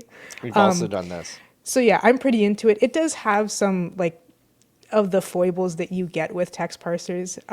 It does come with a full guide though, which was very helpful. Mm-hmm. But speaking to that, I did have to look up how to turn on the flashlight on my phone in the game because text parsers generally it is a combination of a verb and then generally you prefer to do one noun, so go up or take item. It does not have the verb use. So I went into a really dark area and it said thank goodness my phone has a flashlight. And I'm like, great, use flashlight. I don't know use. Fuck. Okay. You can query your phone, which is to text your assistant to look stuff up for you. So I'm like, query phone for flashlight? Nothing was working. And I had to look it up and it's the exact phrasing. There's an entire page dedicated to it in the little guide, which just says, how do I turn on the flashlight? Or how do I get out of the darkness? Mm-hmm. The exact phrasing is switch on flashlight. Oh my God! So I was like, "You would have never, never." Because to me, Switch is a analog. Right. Yeah. And hey, maybe it is. I didn't examine the phone that closely because it's different. Yeah. But yeah, it's really nice. It is I like interactive fiction. I think I'm just kind of missing some music or ambiance. Sure. I don't need it, but I miss it. And then there's also the sensation of you're playing this and it's just a window that fills with text, and so the more little documents I get. Even just looking in my inventory is a giant wall of text, and it can be difficult to kind of go back and forth as opposed to, being able to more tactilely flip between things. But I like it. Yeah. Again, Bruno Diaz has a reputation for a reason. I think it's really well and interestingly written. It's also free 99. You can play it in browser, or I downloaded gargoyle.exe. So I could save the game and close it as I please. Because obviously, if you play in browser and you close it, there you go. There you go. In fact, one of the very first comments on their itch.io page is, hey man, very cool, love this game. However, the game does not tell you lose all your progress if you close the tab. Oops. Yep. Which in some respects you should know, but I could also totally imagine being cookies will take care of that. Yeah, that's cookies. What they're for, right? Yep. So yeah, I'm still fairly early. I'm still figuring things out. It does again have the, I always call it the Obra Dinn thing. I think everyone does, but I am also always tempted to specify that the whole thing of once you get 3 things correct, you can get them confirmed that they're correct. That's cool. It's cool, but all the stuff about Obra Dinn is like originates with work paper sheets for critical thinking that that are like 50 years old. And so it's just something that I always think to mention is like, it is great, but that is a real thing that exists. Like just to be so clear, it's not like the Obra Dinn thing. I liked it. I think Bruno Diaz also said, like on Blue Sky when they posted about it, they called it a database thriller. And I was like, that's a pretty elegant way to describe these things that I quite like. I love going through a database. Or like A Hand with Many Fingers, which is another adventure game on itch about going through like Cold War documents of downed planes and shit and uncovering a conspiracy that's cool. Yeah, it's good. So I'm enjoying myself. I'll report back. The log line is explore a haunted movie studio, learn the fates of the tormented souls bound to it, end a 50-year curse inscribed in blood and celluloid. Hell yeah. Yeah. That's awesome. Yeah, this is great. Very interested in this. I'm going to save it to my little itch.io library. That's awesome. I played finally Once Upon a Katamari this week. Yay! I think like Avowed might be still my favorite game of the year. Once Upon a Katamari is real fucking close, though. Once Upon a Katamari is really fucking close. Dethrone it. Hey, folks, Katamari games are fucking awesome. Like, I just like, I have immediately gone back to my college dorm 20 years ago playing Katamari Damacy on my PS2 with my friends. This is the game that famously my roommate Pablo walked in on my friend Patience and I playing and saying, "What is this baby game? This is a baby game. This is a game for babies. play baby game." And then when we came home from class one day, Pablo was fucking glued to our little TV playing Katamari Damacy, going absolutely apeshit over it. If you've never played a Katamari game, well, first of all, you're in for a fucking treat. You should go get this right now. Get any of them. If you haven't played any, get any of them. Like, just get them. Reroll. Yeah, they're so good. If you've never played it, you play as a character called the Prince, and you are the child of the King of the Cosmos, who is one of the greatest video game characters ever made. He's the worst. He's the fucking worst, but I love him. And you are rolling a ball, and you are collecting little objects around various stages, and you are trying to get bigger and bigger and bigger until you can collect bigger and bigger objects. You have different objectives per level and all this stuff. Once Upon a Katamari basically puts you in control of the prince when the king destroys the cosmos, essentially on accident, and creates a little pocket universe where you can relive the Earth's history across time. You're supposed to roll stuff up to basically regenerate the cosmos in a new image. It is fucking awesome. It is so much fun. They don't miss. It is just like, it is returning to this like such a simple idea, but with some modern trappings of a lot of collectibles and cool stuff you can do, some cosmetic changes and things you're allowed to do with your character, your player character. But really, this is just tried and true Katamari gameplay, where it's just a blast to roll stuff up in this world.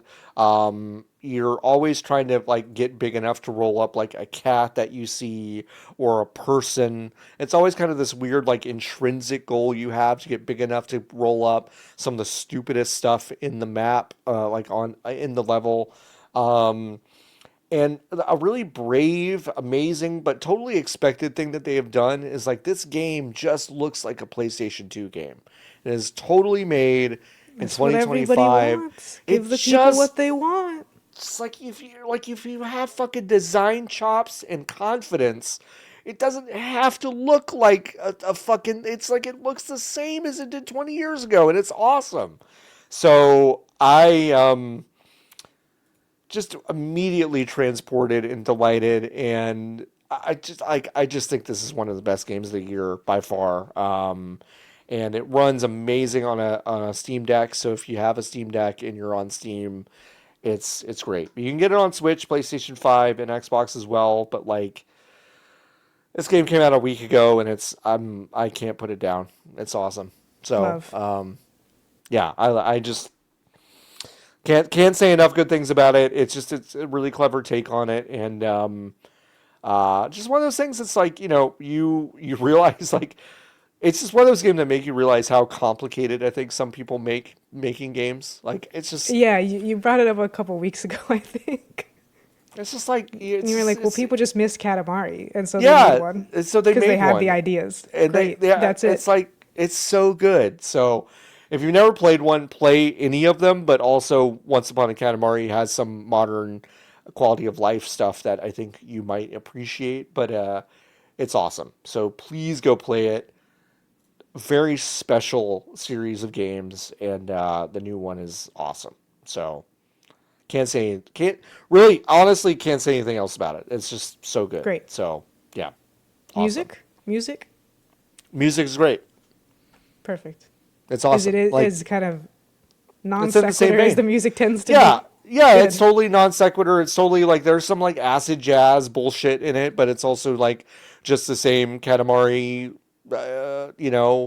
weirdness you would expect. Some sing along, sing song kind of bullshit, Bleeps and and blurps. bleeps and blurps, and it's like I think, excuse me, I think every time you finish a level, if you've never played Katamari Damacy or We Love Katamari, or I love, was it We Love Katamari? It's We Love Katamari. Um, when you finish a level, just the moment after you play the level and the king kind of goes over your results and decides to shoot your progress into the sky and make a planet. It's just like it's such a beautiful 30 seconds of gameplay of like the care given to you accomplishing something while also managing to be very funny and kind of silly at the same time. I don't know. It's magic. Every single one of these games is magic, and I feel like I needed that this year. Like it's a lot of games that I like this year, but this one is just like puts me right back into a moment in time where I felt like my love for games was easier, if that makes sense. More straightforward. When It's life just was simpler. straightforward. Yeah, it really is. And it's just like, I feel that way every time a Mario game comes out, but Katamari is something kind of different where it's like my lizard brain, my lizard child brain had kind of formed into something else at this point. And I was like, oh, I'm really appreciating the very, very elegant but straightforward design of this video game and all of the Yeah, flourishes dog. around it. And it's like, it just doesn't have to be this hard. I just feel like a lot of people overthink it. Yeah, I was watching a streamer play Silent Hill 1 for the first time after having played Oh, both Silent Hill 2 remake first and sure. then Silent Hill 2 original and then Silent Hill 1 all for the first time. Yeah. And by the way, this was a Game Assist who are also on YouTube. They do quite long and extensive like video essays about ableism and feminism and et cetera in various games, including a lot of stuff about like The Walking Dead and the political leanings of like zombie media. They're Yeah. great. So I was watching them play Silent Hill Live, Sarah from Game Assist, and I was just chatting like Kiichiro Toyama, man. That fucking guy. And like You it's fucking the got same it. thing where it's like it feels simpler at the time, but in retrospect I'm like, that fucking guy. Katamari, Silent Hill, it doesn't matter. Just like there's a reason that era of PlayStation, or I guess Sony, games in general, Yeah. but specifically like Japan studio shit is so iconic. And it's just because they were doing whatever to like just the finest degree with a medium-sized budget. Yeah. To the point where Yeah. Toyama left when the budget got bigger. He said, Yeah. no, this ain't it No, I don't need it. for me. I Too don't want ambitious it. for Konami, not ambitious enough for Japan studio. This motherfucker made Silent Hill 1. They said, we want you to make another one. He said, but I didn't like don't what I know. made. It was just okay, really. And then he made Forbidden Siren. He said, what if I had 10 playable characters instead? And what if it was in Japan? Nothing's in Japan anymore, guys. Yeah. Just nuts. Just totally nuts. It's nuts to, I mean, you said earlier, like, I love how you play these old games. You know, like 2015 is not super old for games, but I like, No. there's a certain streak of like old design Yeah. that is I think present in a lot of stuff that I play. 'Cause I'm sick of this other shit. I've already done it. It's the same every time.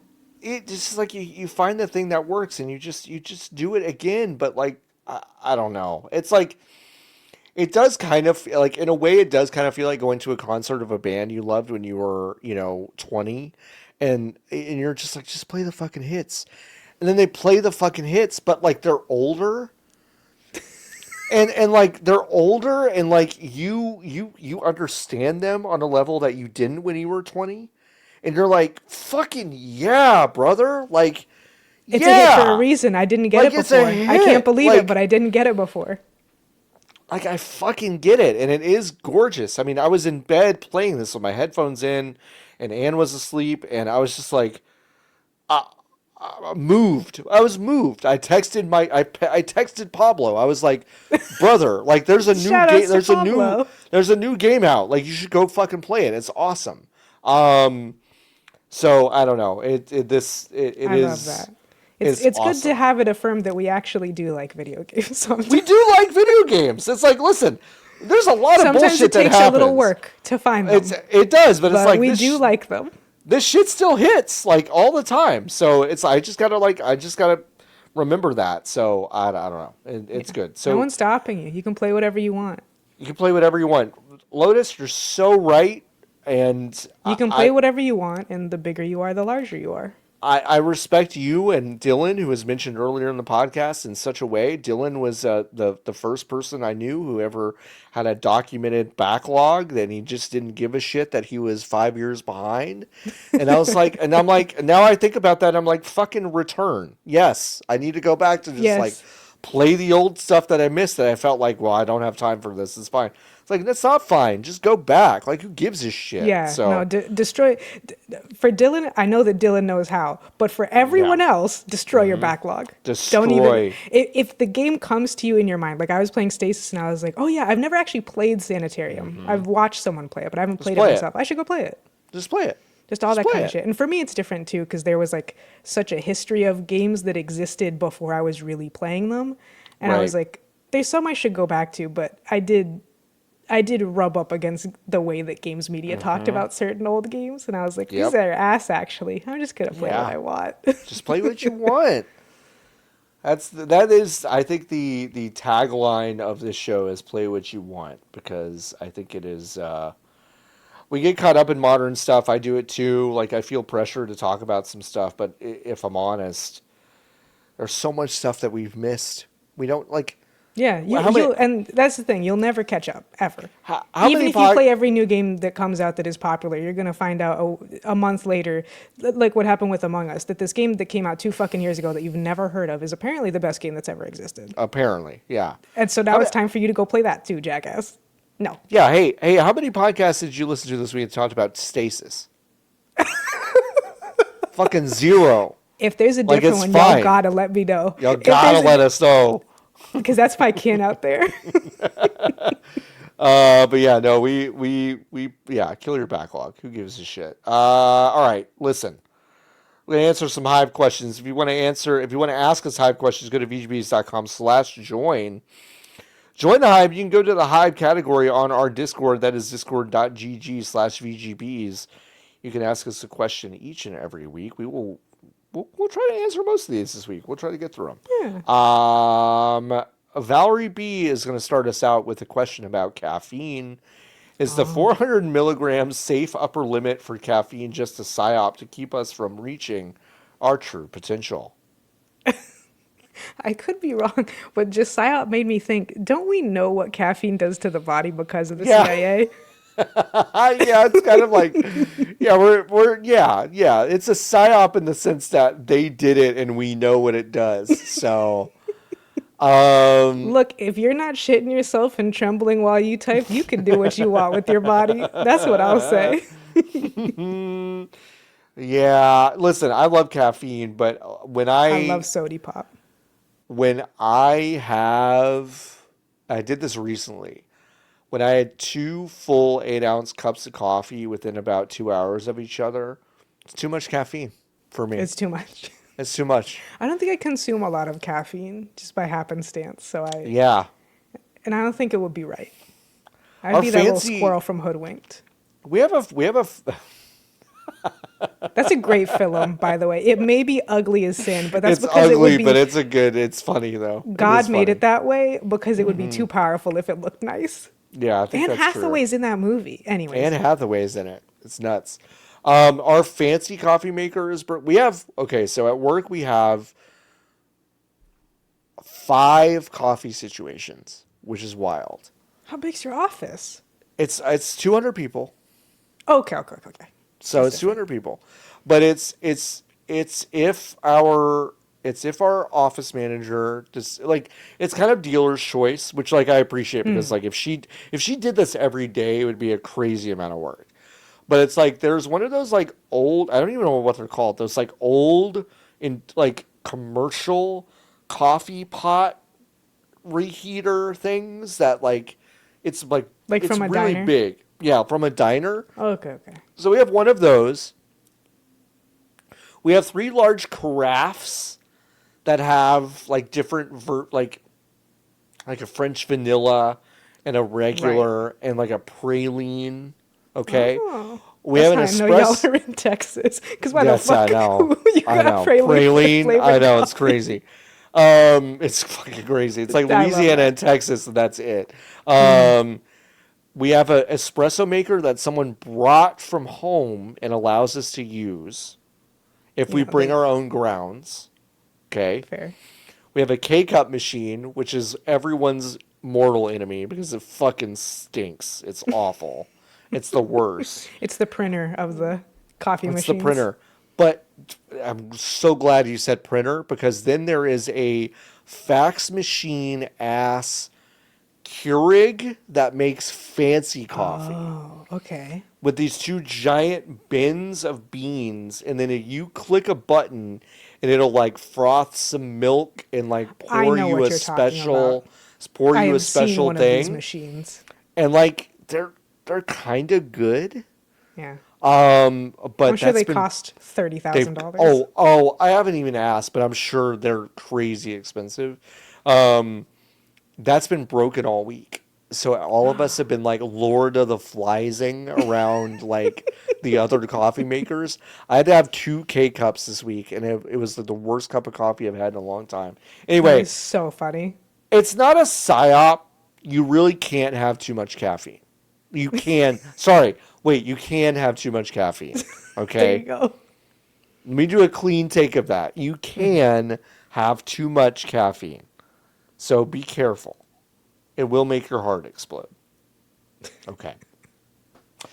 Jason asking, in a world where companies are less insular and precious of their IP, what kind of game mashups would you like to see? From a GIF I just saw, I think Mario, Luigi / Yakuza would go hard. Ooh.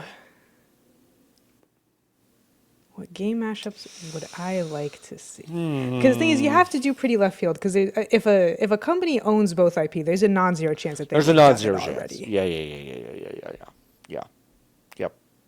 And like, I'm not considering any carts, any MMOs. Those have guest bitches all the time. I don't care. Yeah. I don't care if your cart go a little faster. Yeah. Thinking about point and click. So what stupid thing would I want to exist? Oh, point and click's a rich vein for a lot of dumb shit. A rich vein for a lot of dumb shit. That's what I'm saying. Yeah.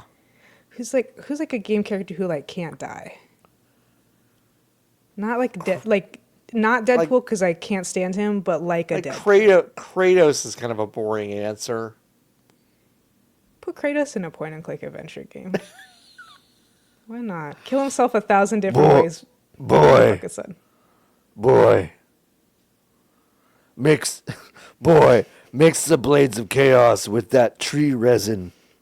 Oh yeah, here the exact opposite. You're playing as Atreus, and your narrator is Kratos, Oh and he's my mad at you the whole god. time. That'd be so fucking funny. Lotus, you found the good game. That's like I Why would don't play you know to that. put the magnet on the string, boy? Boy. Yeah, that'd be really good. I love that Anything like idea. that with a really good, like terrible negging kind of character. Oh, I mean, Portal is another one that should be, but that's not really a crossover. It would be a Yeah. particular world that they would be in, I suppose. Yeah. But again, Kratos in Monkey Island is funny, so I'll keep that one. I think if MLB the Show decided to just take over the Mario baseball franchise, like so you got this Oh, like you think? like unbelievably deep sim, but it's all Mario characters. It's like you generate okay, you generate 1,000 different players that are completely unique to the Mario universe, which like I do think exists, right? Yeah, But there's one Mario, there's one Luigi, right. there's one Goomba from Super Mario World. You know, like there's it's I can imagine getting down with that. I would love that. I would love to know what like the starting pitcher of one of the 30 Mario baseball teams would be. That'd be really fucking funny to me. That's I would love interesting. I, that. I was talking with a friend some time ago because I got them into baseball. Like, why don't we have like a baseball RPG yet? And like we've You can flex. There's tried. some stuff you could do, but Yeah, and like I'm saying fantasy style though. Like sim fantasy style is like full yeah. 50-50. Because like Super Mega Baseball pretty good in that vein actually, but like yeah, it's not fantasy. I'm It's not saying like I want fantasy. classes and stupid shit. And for some reason Yeah, for everything's on the sure. battlefield of baseball in some For sure. respects. Yeah. No, I love that. All right, Valerie B asks, "What's the best fruit flavor?" I mean, I think you're always safest with watermelon. That was gonna be my answer. I was thinking strawberry. Strawberry is my favorite, but I have had bad I've strawberry had bad flavored strawberry. candies, Yeah. but I've never had a bad water. Even shitty ass like like those puffy weird candies, like circus peanuts. When they're watermelon flavored, they're still They're good. pretty So, good. Yeah. it's got to be watermelon. I opened a bag of Jolly Rancher gummies at work the other day, and I was like, I've never had Love. these. And I They put a need to start. watermelon one in my mouth, and I was like, this shit rocks. This is Jolly great. Ranchers are already good. It was a day in my household when those were made because With I the love gummies? candy. I So forget if we good. talked about this or if this was just what we were No. talking about before the episode started, but like I have a terrible sweet tooth. I love every kind of fucking candy. Those are so good. They need to do like Starburst do, which the pink ones are still the best ones, and those are I think watermelon flavored. They need to make bags The of just pink ones? The pink ones are strawberry, please. The light pink ones?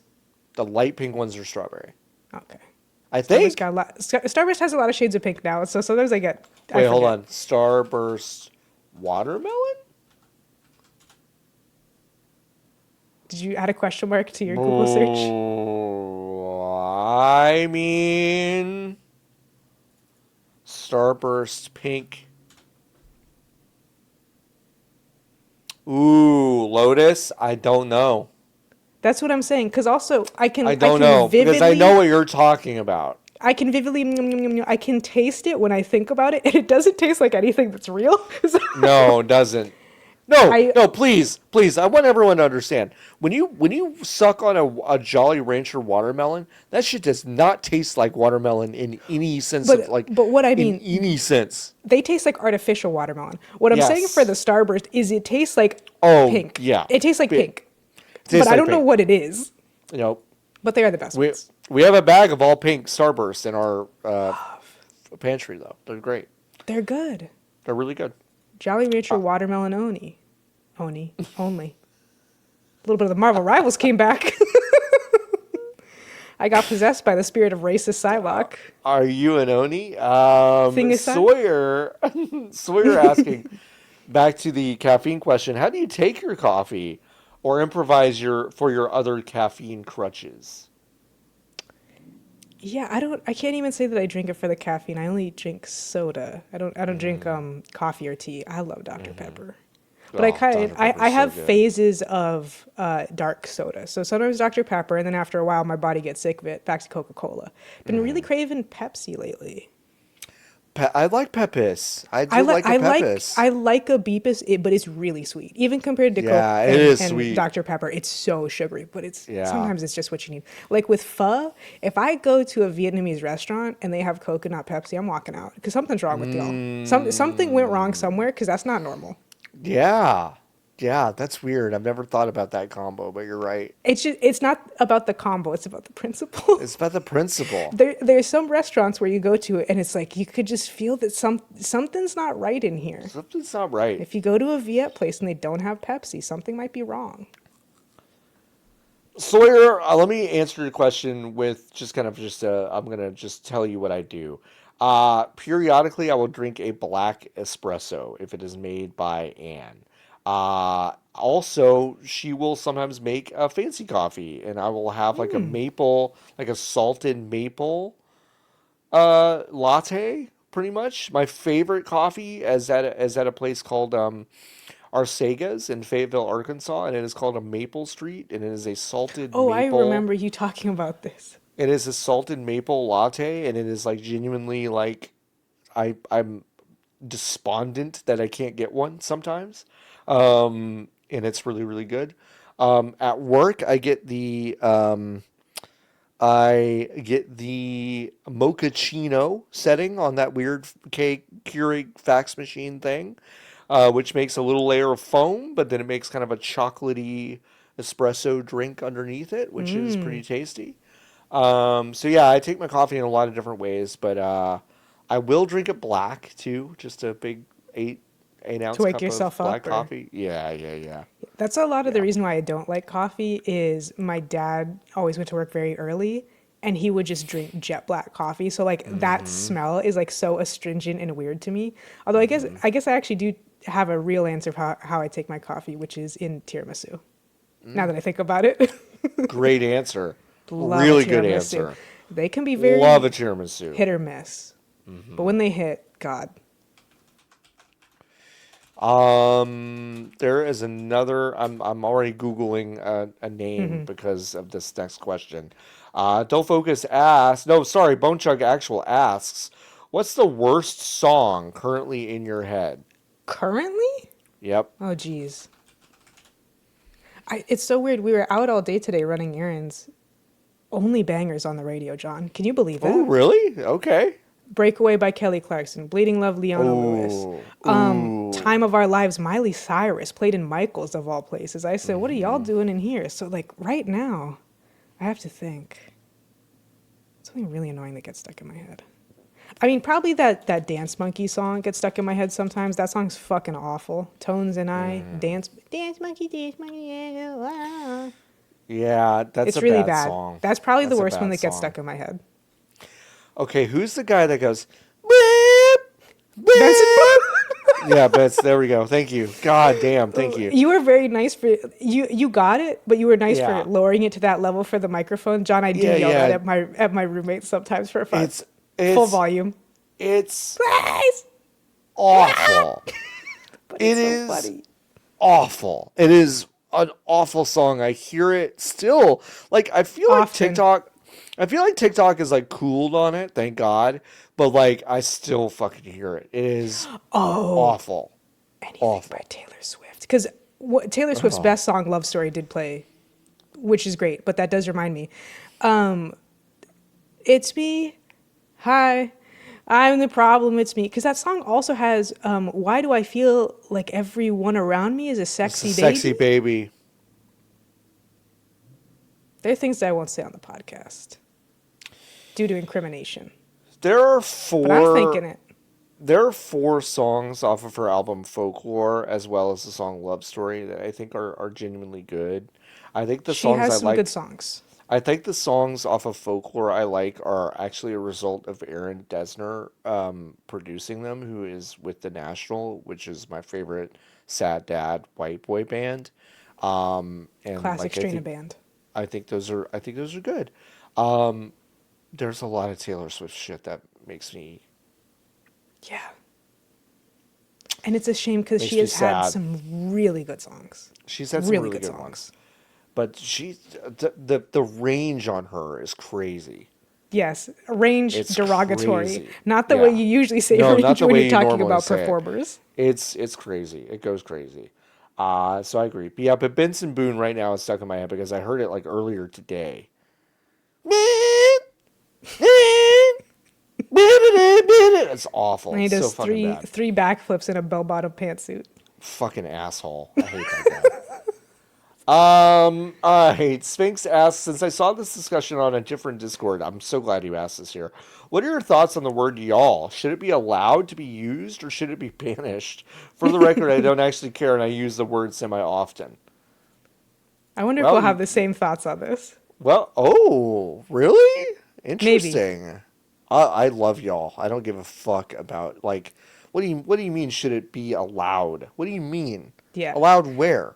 I love y'all. I don't think anyone who's not American should be allowed to say it. Because Oh, they don't sure. use number one, it sounds weird. However, No. that can be allowed Yeah. because it's funny. Like when an Aussie says yo, great, Yeah, love yeah, that. yeah. No. However, because they don't have like, and honestly this could probably stand to some northerners, some city folk. If you haven't heard it a lot and you're now only saying it because you're imitating AAVE on TikTok, you Ooh, don't that's use it tough. correctly in No. sentences and it sounds really weird. It's one of those things where like if you are from somewhere like Texas or Louisiana or middle fucking nowhere, California, wherever, Yes. someone will talk and you're like, something's weird, but you don't figure it out. And then months later you'll be like, it's because they use y'all weird. Yep. Yep. So Yep. that's my opinion on it. Y'all's a Yep. great word. No, Love it. I think you're but- right. You can misuse it, and folks, you can misspell it. If you You spell can misspell it. YA apostrophe LL, you fucked up. You're actually fucked wrong. And I will tell you you're wrong every single time. It's a contraction. It's you all, not Yeah. What do you think that means, idiot? Ya will. Be better. Yeah. Dumb. I love y'all. Y'all, you can probably y'all from my cold dead hands. But Oh, yeah. I do agree with Lotus. If you're not American, fuck you. That's what Lotus said. And that's what And I'm that's saying true. too. I believe in it. But yeah, no, y'all's fine. It's great. It's just you got to use it correctly.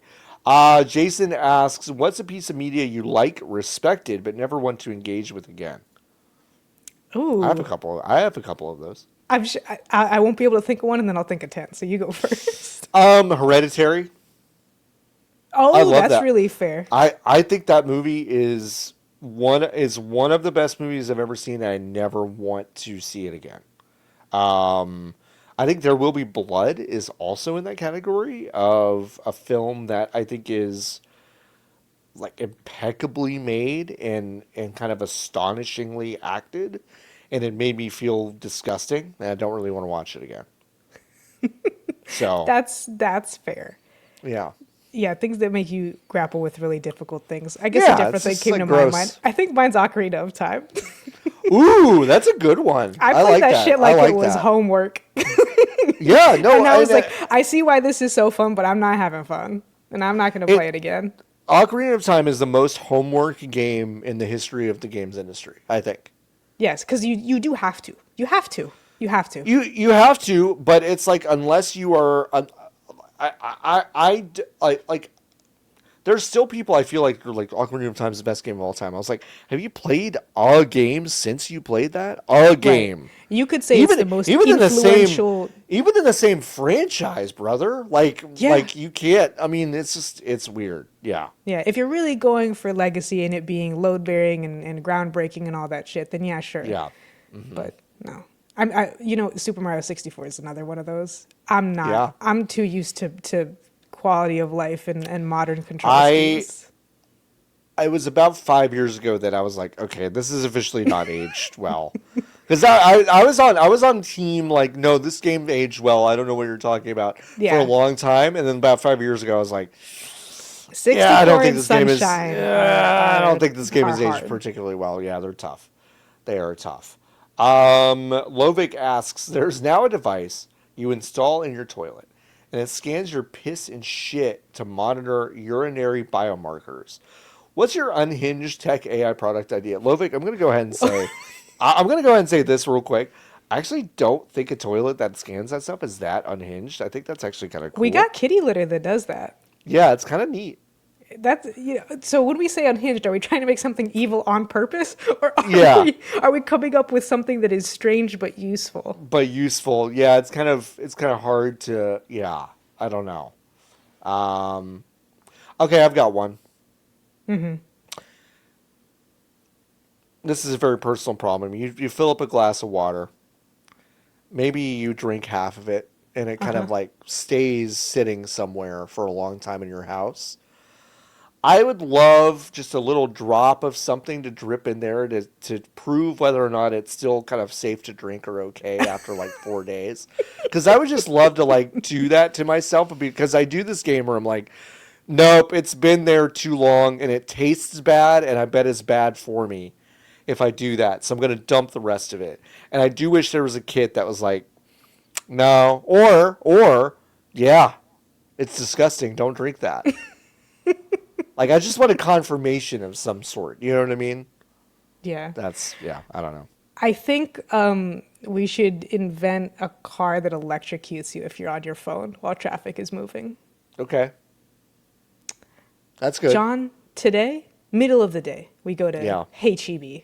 Mm-hmm. Driving back, I'm very far back in the line before the light turns green. Start going forward. All of the cars in the lane to my right have moved, except for one gray car that I realize I'm catching up to, and I think that's strange. Me and my roommate look over and see a woman 1,000% on her phone, not looking at all. John, if my car was 20% more of a shitbox, You would have just, I would have at Yeah. least tried to hit her. I would have Yeah. at least swerved. yeah.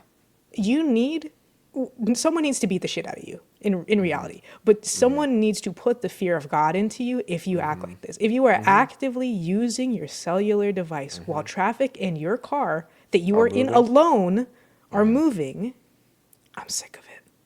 The phone should electrocute you. Lotus brings up a good point. It doesn't matter what part of the line you're in, but I just want to say I want Lock to give in. I want to give a special shout out to folks at the front of a left turn lane in a busy. If you are not fucking on your shit, hey folks, if you're not on your shit and you are ready to turn left the second that arrow turns green, Millisecond. I'm like the millisecond. You're dead to me. You're fucking dead to me. If you are on your phone while you're sitting at the front of the fuck, you're fucking dead to me. I will 8 a.m. in to an- 9:30. Unbelievable. 4 to 6, you know, if you are on a busy street, that those left turn lanes take forever Precious to come time. up, and then they let 3 cars in. Precious time. And also in Houston, as I've explained many times before, so many people run red lights. There are times where I'm at a left turn signal, and I know that I actually have to wait for part of my turn because another car is running the red light. Correct. 100%. If you're Same thing in Dallas. just It's unbelievable. It's more fucking carceral unbelievable. logic, but only for vehicles. Yeah. Jason asks, "What's your favorite dumb old internet thing?" Oh, old internet thing. Mine is a three-way tie between Dumb Ways to Die, Salad Fingers, and Zombo.com. Does Homestuck count? It might be Homestuck. Yeah, no, I think that counts. That's a definitely. You know what? Lotus? Definitely dumb. Definitely old. It's definitely dumb. Welcome to the podcast. Yeah, welcome to the Definitely dumb podcast. and definitely old. Yeah. Because it's really stupid. However, there are many good jokes in it that I say constantly still. I know. I know. I think about the Kringle fucker every day, John. I get it. And also I was- Cascade holds up. I was there when Andrew Hussey looked me dead in the eyes and said that it was going to be bigger than Star Wars one day. And I was like, okay, brother. Okay. Okay, man. Cool. Sure. Great. And at the rate that Disney's piloting it, it could be. It could be. I got to do a post I got to do an oral history of the year and a half I worked on Homestuck. That's going to be Someday you do, and I can't wait to hear it. we got to do that. Me and Dante Bosco just doing that podcast together. That'd be really fun. My favorite it's probably like the G.I. Joe, the fake PSAs. Like those are fucking great. I love those. Booba, ding ding ding ba. I love that. If you know what I'm talking about, great. If you don't, that's fine. Oh, this is, I don't know if this is quite old enough, but Most Popular Girls in School is up there. It's definitely dumb. That's great. Teen Girl Squad and just most of the Teen Homestar Girl Runner Squad. stuff. Like Yeah. it's pretty good. Yeah, those are great. Good question. Thank you for asking. Valerie B, what game would you absolutely love to get back into if you somehow miraculously found the extra time to do so?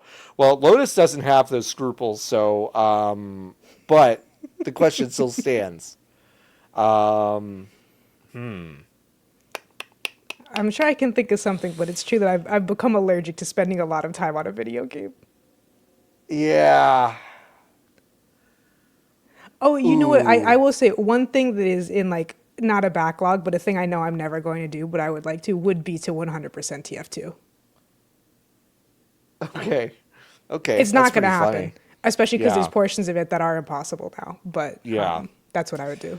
Ooh, you know what, Valerie? I kind of want to go back and play Half-Life and Half-Life 2. Because I've actually never really played those games. I played those games in like 5-minute increments, and I'm like, nah, I don't know. And I'm kind of like, maybe I should go back and try. You know what I mean? Play whatever you want. That's Play the whatever you theme of want. the episode. Who cares if they're old? My Hero Zero asks, when was the last time you played Pac-Man? Brother, I played Pac-Man when I played Shadow Labyrinth a few Yeah, weeks you ago. played it recently. I played it recently. Ooh, I don't know. My answer is actually straight up, I don't know. I could not tell you the last time I played Pac-Man. And the time before that was not that long ago. It was probably when Niki came to visit in July, and we went to Cidercade, and I think I played Miss Pac-Man. So not that long. I mean, listen, those games whip. They're great. They're Yeah. really good. Funk asking, what's the first machine you go to in the arcade? I like light gun games, House of the Yeah, I Dead, do too. etc. Especially because if I'm going to an arcade, I'm not alone. And so like there's always kind of the awkward thing of like, yeah, you could do the whole go next thing and that's fine, but I would rather have something that we could play together. So it Yeah. would be a House of the Dead. What is it? Not police. What is it called? Time Crisis or Virtual Cop? Virtual Cop, I think. Yeah, Virtual Cop's great. I usually go for the X-Men beat 'em up machine, the X-Men arcade game, and I recruit 3 to 6 people to do that with me. And that's a lot of fun. And then it's usually like a light gun game, Time Crisis or Virtual Cop. So yeah, for sure. Or an old Virtua Fighter machine. If there is an old OG Virtua Fighter machine, love playing that in the arcade. Um, Jason asking for John and Nikki. Well, unfortunately, Nikki's not on the show, but you both have small dogs. Any particular reason why you went with small? Would you consider getting big dogs? I played with a big dog recently, and like I think they are so cool. What a cool thing, big dog. Big dog. They're just like little dog, but bigger. Like they're so neat. Um, Mine is a very practical, actual thing, which Yeah. is I cannot handle big dog. I cannot pick up big dog. I can pick up small dog. And I can handle small dog. So that's really it. Also, like, I like the dogs in the bed situation. I think if I had a big dog, I'd be annoyed that there was like a third person sized thing in my bed. So that's about it.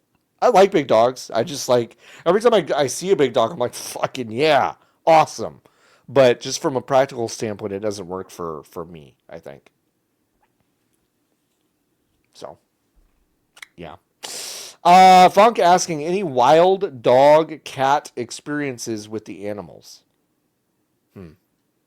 I think that's related and it's for you and Nikki, it sounds like. I mean, wild? Like, yeah. Like, having a dog is fucking weird. Okay, I'll just say it. Jasper's dick is huge. Jasper's got a huge That's why it's getting dick. obliterated. That's why it's getting obliterated. He's got a huge dick. Also, Lotus, huge asshole. Like it's the biggest asshole I've ever seen on an animal. It's crazy. Like you know what an asshole looks like? No, think again. Like this guy's got like a big fucking asshole. Crazy. So yeah, I think my funniest experience, and I actually got I got the opportunity to retell the story last night. But when Ann and I first started dating, we had a backyard, but the cat we had was not allowed back there because it would escape. It would escape. We had, again, can't stress this enough, had just started dating. I went to work and Anne was staying. She had stayed the night and she was there that morning. And I went to work and I got a Facebook message at like 10 o'clock from Anne. And I was like, well, girl, you got my number. Why do I have a Facebook message from you? And I opened the Facebook message and she's like, hey, John, um, I went outside this morning for a little like cup of coffee outside, but I was in my bathrobe and I have nothing on underneath. And the cat got out. And then when I went to go get the cat, the dog also went outside, and I locked myself out of your house. And I was like, oh my God, okay. And I was like, wait, why are you on Facebook? She's like, I don't have my phone. I had to pick up the dog and the cat, and I went through the fence and I went to your neighbor's house, and I'm on his computer because Facebook is the only login information I remember. And I am texting you because I am naked under this robe with your dog and your cat, and I have to get back into your house. And so I had to go home and do that. So it's very funny. Very, very funny. Dogs and cats, like, they just don't give a shit about your rules, which is very No. funny. They just don't care. They just don't care. It's really funny. They just don't care. We just decided that we can, like, live with them. And, like, it works mostly. It's kind of a miracle that it works mostly. Like, from thousands of years of domestication, it's really, really fun. But every day, I marvel at the size of Jasper's butthole. Anyway, Valerie B, what piece of media do you quote the most? SpongeBob. Yeah. It can't Okay. be anything, but Simpsons I considered, but it has to be SpongeBob. Although the bigger you are, the larger you are could push Tumblr into a pretty high place for that post alone. Yeah. I love to say the bigger you are, the larger That's you really, are. it's really It's so funny. stupid. It's really funny though. Oh boy. It's a lot, right? Like Arrested Development for sure. Um a lot of movies that my mom and I watched when we were younger, when I was younger. Well, I guess we were both younger, huh? But Well, you were so born at a very young I was age. born at a young I was born at a young age. Fletch, the movie Fletch. Oh, really high on my list is the program by Trixie and Katya, two drag queens and comedians. There's a Sure. lot of little snippet, and also like even if those names hit your ears and you're like, I have no fucking idea who they are. There are many phrases which have hit your lexicon and not even through me, just dissemination through the internet. Yeah, Lotus. I have not watched a single episode of their shows. I think they have several, right? I feel like they have Yeah, several they shows. started with and then they had a different one, and now they just have their podcast, The Bald and the Beautiful, which is an excellent name. But it is so good. I've watched so many of those clips on TikTok. Cause they're Like so they're good. so They're funny. so funny, and They they're are so obviously so friends. funny. Their friend Oh my chemistry is god. insane. Oh my god, they're funny. I wish I could remember the one that I like quote the most, but I say it too much that it's not the kind of thing that I can Right. call to my memory. It's stuff Sure. that I just say all the time. But it's so funny. So I feel like I should watch their shit, but I'm like I feel like I've already seen so much of it. But that's good. Arrested Development, a lot of different mystery. Like if you expand the whole thing, probably Mystery Science Theater 3000. This potato's got big ears. All the flesh lift off my skull. Oh Whoopty yeah, because shit. you Whoopty talking shit. about that is what made me think of because there's two Yeah. levels down to Young Frankenstein, because Sure. Katya randomly said in some episodes, "Stay close to the candles. The stairs Mm-hmm. can be treacherous." I didn't know what that was from, but I said, "That's great. I love that. I'm taking that right in here. Yep. Right in here." Yep. Yep. So yeah, there's a lot of I fart on your head as my revenge, but in a French accent. That's Mystery Science Theater 3000, baby. Like, and we say it all the time. If we watch a baseball game and someone slides, safe. That's from Mystery Science Theater. I need you to understand that when I say safe, that's from Mystery Science Theater. It's not me just going, well, that guy's safe. It's not. So, but it's probably Mystery Science Theater because my mom and I watched like an unbelievable amount of it growing up. So that's good. That's pretty much it. Adam Juice asking, what's the best, scariest goosebumps for you as a kid? The Haunted Mask episode fucked me up. Are you talking about because I only read the books, baby. There's a Goosebumps miniseries. I know because I watched a couple episodes of it at a sleepover as a child. Okay. But I didn't read a lot of the Goosebumps books. I was way too busy trying to get through all of the Animorphs. And so the only Goosebumps I remember is like it's set in a swamp and there's like monsters that whistle, and I just remember the cliffhanger at the end of the book like being very scary, and I thought it was scary, and I was scared I'd hear whistling. That's as much as I can get. The Goosebumps episode I remember is the one where she turns into the pig. And honestly, for a children's program, the effects really on that, scary. The prosthetic was actually really good. Really scary. Ugh. Yeah, it was really scary. Adam Juice, it's also your birthday. Happy birthday. Happy birthday. Papa Bear Zach, also your birthday, and asked, what's the best arcade cabinet? Ooh, also happy birthday. Are we talking about design or is the game included? Dealer's choice. Okay. Unfortunately, I'm from the era of dead arcades. The only arcade I ever had was a very small one in my movie theater, and it was quite expensive. Yeah. And then you have stuff like, the place where you can do go-karts, and then they just randomly have arcades. So, like, I just take the softball and say, like, Street Fighter 3 Turbo. Okay. That's it. It's nice. Yeah. It looks nice. I don't know. Yeah. I have a lot of affection for Tekken 2, just as an arcade machine. But I think if I'm honest, I really like. I really like the Star Wars arcade game. Like, you get in that big fucking dumb thing, and you're like, I like that a lot. I just like it. It just feels cool. good. Having the little curtain, like, very dramatic. Yeah, it's so fucking extra. It's just like it's like we're Star Wars. It's like, okay, we got more money than you, baby. We got it. Yeah. Yeah. Yeah, I think that's it. I think that's probably my answer. There are a lot of really great arcade games that I think are solid, but like I love those big extra ones. They're so fun. I love that. And happy birthday again to both of you.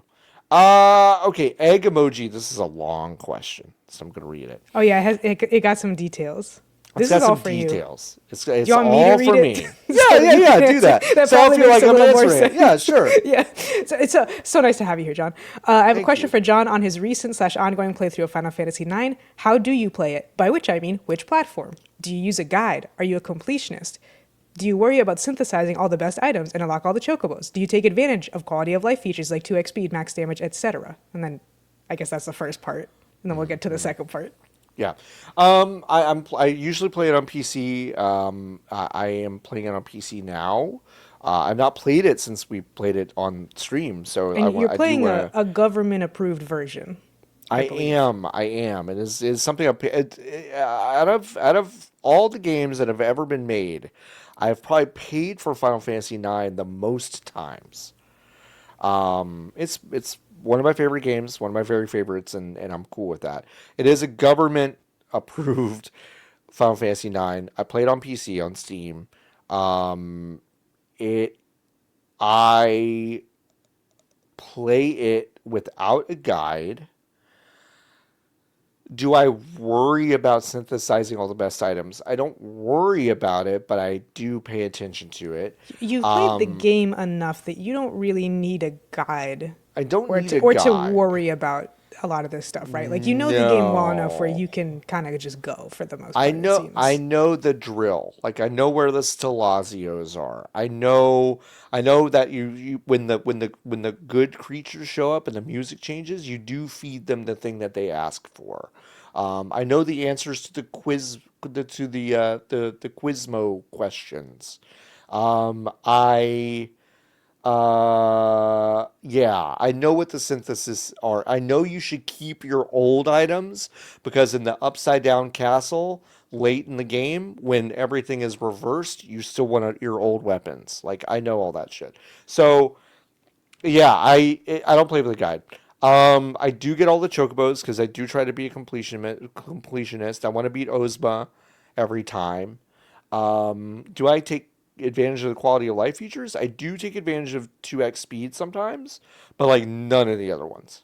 I feel like the other ones are like actually cheating, and the 2x speed is like. Which, by the way, I don't give a shit about if you're like someone else, but for me, Yeah, when I it's play those just not what games, you like to it's do. not what I like to do. So that's how I play it. Okay, there is the second part to this question. There is a second part. It's kind of incidentally two questions as well, but it's like, Yes. because I don't get the feeling that you do this, assuming you replay these games to evoke the feeling you had when playing them for the first time, or to discover new things about the story, characters you hadn't noticed or engaged with before. The second, I think you just know the game now to where that's not really a factor. No, it's not. I mean, there's nothing about this game that I think I've yet to discover. It is something I've probably turned over every stone that this game has, except for doing the speed run that unlocks the most powerful weapon in the game, which like I don't give a shit about. Yeah. I've seen someone do that and it's like fun, but like who gives a shit? I don't care about that. That's not what I like about the game. It's like reading a good book again. That's about Yeah. it. It's not really I wouldn't say it I wouldn't characterize it as having the same feeling. I would say that every subsequent year I play this game, I feel kind of a slightly different way about it. But I'm not discovering something new. I'm just rereading a good book. Yeah. You're not That's really basically trying what it is. to get a feeling or Yeah. do I'm anything open. particularly deliberately. You just do Yeah. it because you like it. I'm open. Yeah. I haven't stopped loving it, so I'm gonna keep playing it. But I feel that way about Shinmu, honestly, too. Like, yeah. it's a goofier game in a lot of ways, but like that's the same thing. I'm like I know what this game has to offer, and I feel slightly different about it every time I play it. I still love it every single time I play through it. So, yeah, it also does run like ass on Switch too. I've seen that. So, Damn. thanks for that PSA egg emoji. Thanks for that answer. Okay, we have only a few more questions left. Grace asking if you could attend any concert in history, what would you choose? Daft Punk Alive, which they said is a very good answer. That's Grace's choice. It's very good. I I I, I wouldn't be mad about that one, but I would That's probably good. have to choose someone who's dead. Yeah. Like I'd probably choose like Whitney. I don't know any particular tour that I can think of that's like, oh yeah, that's the one. But like Sure. I'd probably pick Whitney because I'm also kind of picky about who I see live, in Yeah. the sense of like I know myself. I'm not like a dancing, partying, barricade type. So like there's a lot of artists who I just don't care to see live. If you're not gonna sing live, then there's a really high chance that I don't care, just because I'm like I could listen to a rip of this or a DJ set or whatever, or I can see a video of the performance, and yeah, it's different live. But generally, if I'm gonna go to the trouble of seeing someone live, it's probably going to be because they are a very powerful singer. Yeah. Yeah. Like I you like can that. add Ariana Grande, Dangerous Woman to that list too. I was so fucking mad. Ooh, John, I was so fucking mad. I wasn't super into Ari at the time, but one day, a bunch of people were missing from my high school. I didn't know why. You're like, And the next weird. day, all these cunts came back in Dangerous Woman Ariana Grande t-shirts. Unbelievable. Because the concert was in San Antonio, so they had to skip school to go see it. Fucking unbelievable. Unbelievable. Oh, Haley Williams too. Paramore, rather. That's I don't like her great. solo stuff as much, but like I'm not gonna pay the money to go see Paramore ever. Yeah. I'm just not gonna do it. No, I think that's fair. I think that's totally fair. I think well, I would have loved to see like I don't know, a Tribe Called Quest in like 1992. That would be really fun. Yeah. I would, because I mean, my mom raised me to be such a Rolling Stones fan. I would love to see like, I would love to see a Stones show from like 1976 or something. Like Yeah. that'd be sick because they've already got like a lot of their hits under their belt, but they're also like they're still really into drugs, which like I'm sorry to say is kind of like they were kind of better when they were doing that, to be honest. Like I don't know what else to tell you. It's just the truth. I mean, it probably had to do with their age too, but it's like that was just kind of how I felt about it. God, Whitney's a really good answer. That's a really good answer. You know, she's the greatest and well known as the greatest for a reason. That's a really good answer. Probably like Prince in like '89. Yeah. Yeah. Oh, that'd be awesome. Um, yeah, fuck. I'm just thinking about all this great music. But yeah, yeah, all those. I think all of those. Not like there's a lot of great answers. There's a lot I was of gonna great say not a lot of answers. bad answers. That's not quite No, true. But that's I not mean, if you're quite true. thinking of someone that's like, oh God, I'll never get to see them, it's probably a pretty good Yeah. answer. Yeah, no, like Benson Boone concert, not a great answer. That's a Not bad a great answer. answer. But yeah, no, there are a lot of good concerts that we missed. Beard Dragoon asks beignets, yay or nay? Yay! I love I beignets. love beignets. Are you Crack kidding me? cocaine. Oh, Fried dough, sugar. Don't need nothing else. they don't need nothing Does else. make Like, a mess. You ever been some- eating a beignet and laughed? You breathe air out Yes. your nose and all of Oh a sudden my everything's God. covered in a fine powder. Like you just have to like if you go to a beignet place, if you go to New Orleans, you go to Cafe du Monde, like something like that. You just like whatever you're wearing, you have to understand it you will change later that day, or you're doing stuff you just don't care about. Yeah. Because you will be covered in powdered sugar. You just will be. But I love beignets. God, when we got married in New Orleans, we had a lot of beignets. We went to Cafe du Monde at like 2 a.m. after like a bunch of us partied to get. God, that was so much fun. It's like beignets are so good, Awesome. and they're great at any time of day. That's the thing is that Yes. they're just yes. awesome. There's exactly one Shipley's Donuts because they are headquartered in Houston, Texas, and they serve full-size beignets. Oh, that's awesome. And Shipley's are open 24/7, baby. That's awesome. All of their employees are stoned, more so than a Taco Bell, and I'm being dead fucking serious. Oh, I believe it completely. They're just gone. You can tell they have like one customer every 4 hours, and that shit is fresh. Yeah. Because you have to wait, despite Yeah. them being donuts. Absolutely. Absolutely. Shipley's. Yeah. I love beignets. I love Shipley's. Yeah, beignets. Love a pastry. Yay. I love a pastry. I'm a sucker for a pastry. Now it's John hour for this next It is question John that Hour we have. for our final question. Electric Gauntlet asking, any new updates from John on any of the reality shows he watches? I'm so glad you asked. Do you have a rotation that you have? We're rewatching Vanderpump Rules right now, Okay. and we are only about 7 episodes away from Scandival. Now, Scandival, of course, is the shorthand name for Tom Sandoval's cheating on Ariana Maddox with Raquel, who was James's girlfriend / fiance, until they broke up. Now, Raquel does a "me thinkest you doth protesteth too much" kind of thing with Tom Sandoval's best friend Tom Schwartz. And that's really a smokescreen to get us to not think about the fact that Tom Sandoval and Raquel are actually fucking this whole time. Oh my God. Okay. Crazy. So Love we her. haven't gotten to that point yet, but Ann and I are being very eagle-eyed about like the signs that they're fucking in these scenes, which is a lot of fun. My opinion on Vanderpump Rules is that like, everyone sucks. Like there's no one that's good. Okay. That I need to be very often clear. seems to be the point of reality television, I- is I- watching the girls fight. It's just watching the girls fight. Here's the thing, though. Speaking of quotes that I've gotten from Aunt, I don't actually Yes. know what this is from. I think this might be Real Housewives. I wouldn't be surprised if we never saw Denise Richards again. I'll just say Okay, that sometimes to myself. okay, okay. That was from Real Housewives, and Great. that was from like the season Like a and a half reunion or that something, I that think. Denise Richards was on. And yeah, no, like she basically pieced out of her contract in the middle of a season because she was like, I'm pretty sure everyone's gonna realize that I'm like kind of crazy if I stay on the show. And so she left. Um, and yeah, I think that was Lisa Rinna who said, I wouldn't be surprised if we never saw Denise Yes, I Richards know again. it's Lisa Rinna because I've heard of that before. I only Amazing. know reality shows through the periphery of homosexuality. So I know who Lisa Sure. Rinna is. And honestly, there's other people who like I could recognize, but I don't know who they are. Yeah. Lisa Rinna and her cardigans. Lotus, like we should. I mean, listen, What are you about to propose?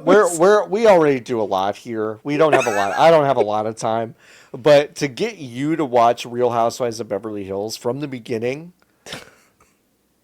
John, don't say that because I have two roommates who love reality television. I mean, I'm And just telling you, it's this might be really good. entrapment because they listen to this program, John. Okay, it's really good. Like, and it starts. It's like, oh, I can't even tell. Like, it starts so crazy. It's got the craziest like 2-season crescendo of a fucking 15-season reality show I've ever seen. And it continue like it stays on a heater for like 10 seasons. But like the first 2 seasons, it's like, How are many you seasons does fucking it kidding me? have? You said It's like 15? 15 seasons. It's like 15. I Jesus think. Christ. But Vanderpump Rules is a spinoff of Real Housewives of Beverly Hills, and Right. we're almost done with it. And it's like the thing about Vanderpump Rules is that like the men on the show are awful, right? Yeah. And social media would lead you to believe that the men are awful and the girls are like, God, the girls like, good for you, be independent. Like, no, like those guys are not gonna like. Girls are also Everyone fucking is insane. terrible. They're all terrible. Whacked out of their gourds. Right out of her mind. And the thing with Scandival is that Ariana Madix then, I don't know how to say this. It doesn't make me sound like kind of a calloused asshole, but everyone around her and she herself act like she invented getting cheated on. Which I have to say, like getting cheated on national television like sucks. Like I feel Terrible. really like that's awful. That's crazy. But there is a point at which you're like, this has happened to other people before. Like even people you could call. Like you could call Yeah. Andy Cohen, producer of your show, and go, "Hey, can I have the number of 15 other people that this has happened to on Bravo?"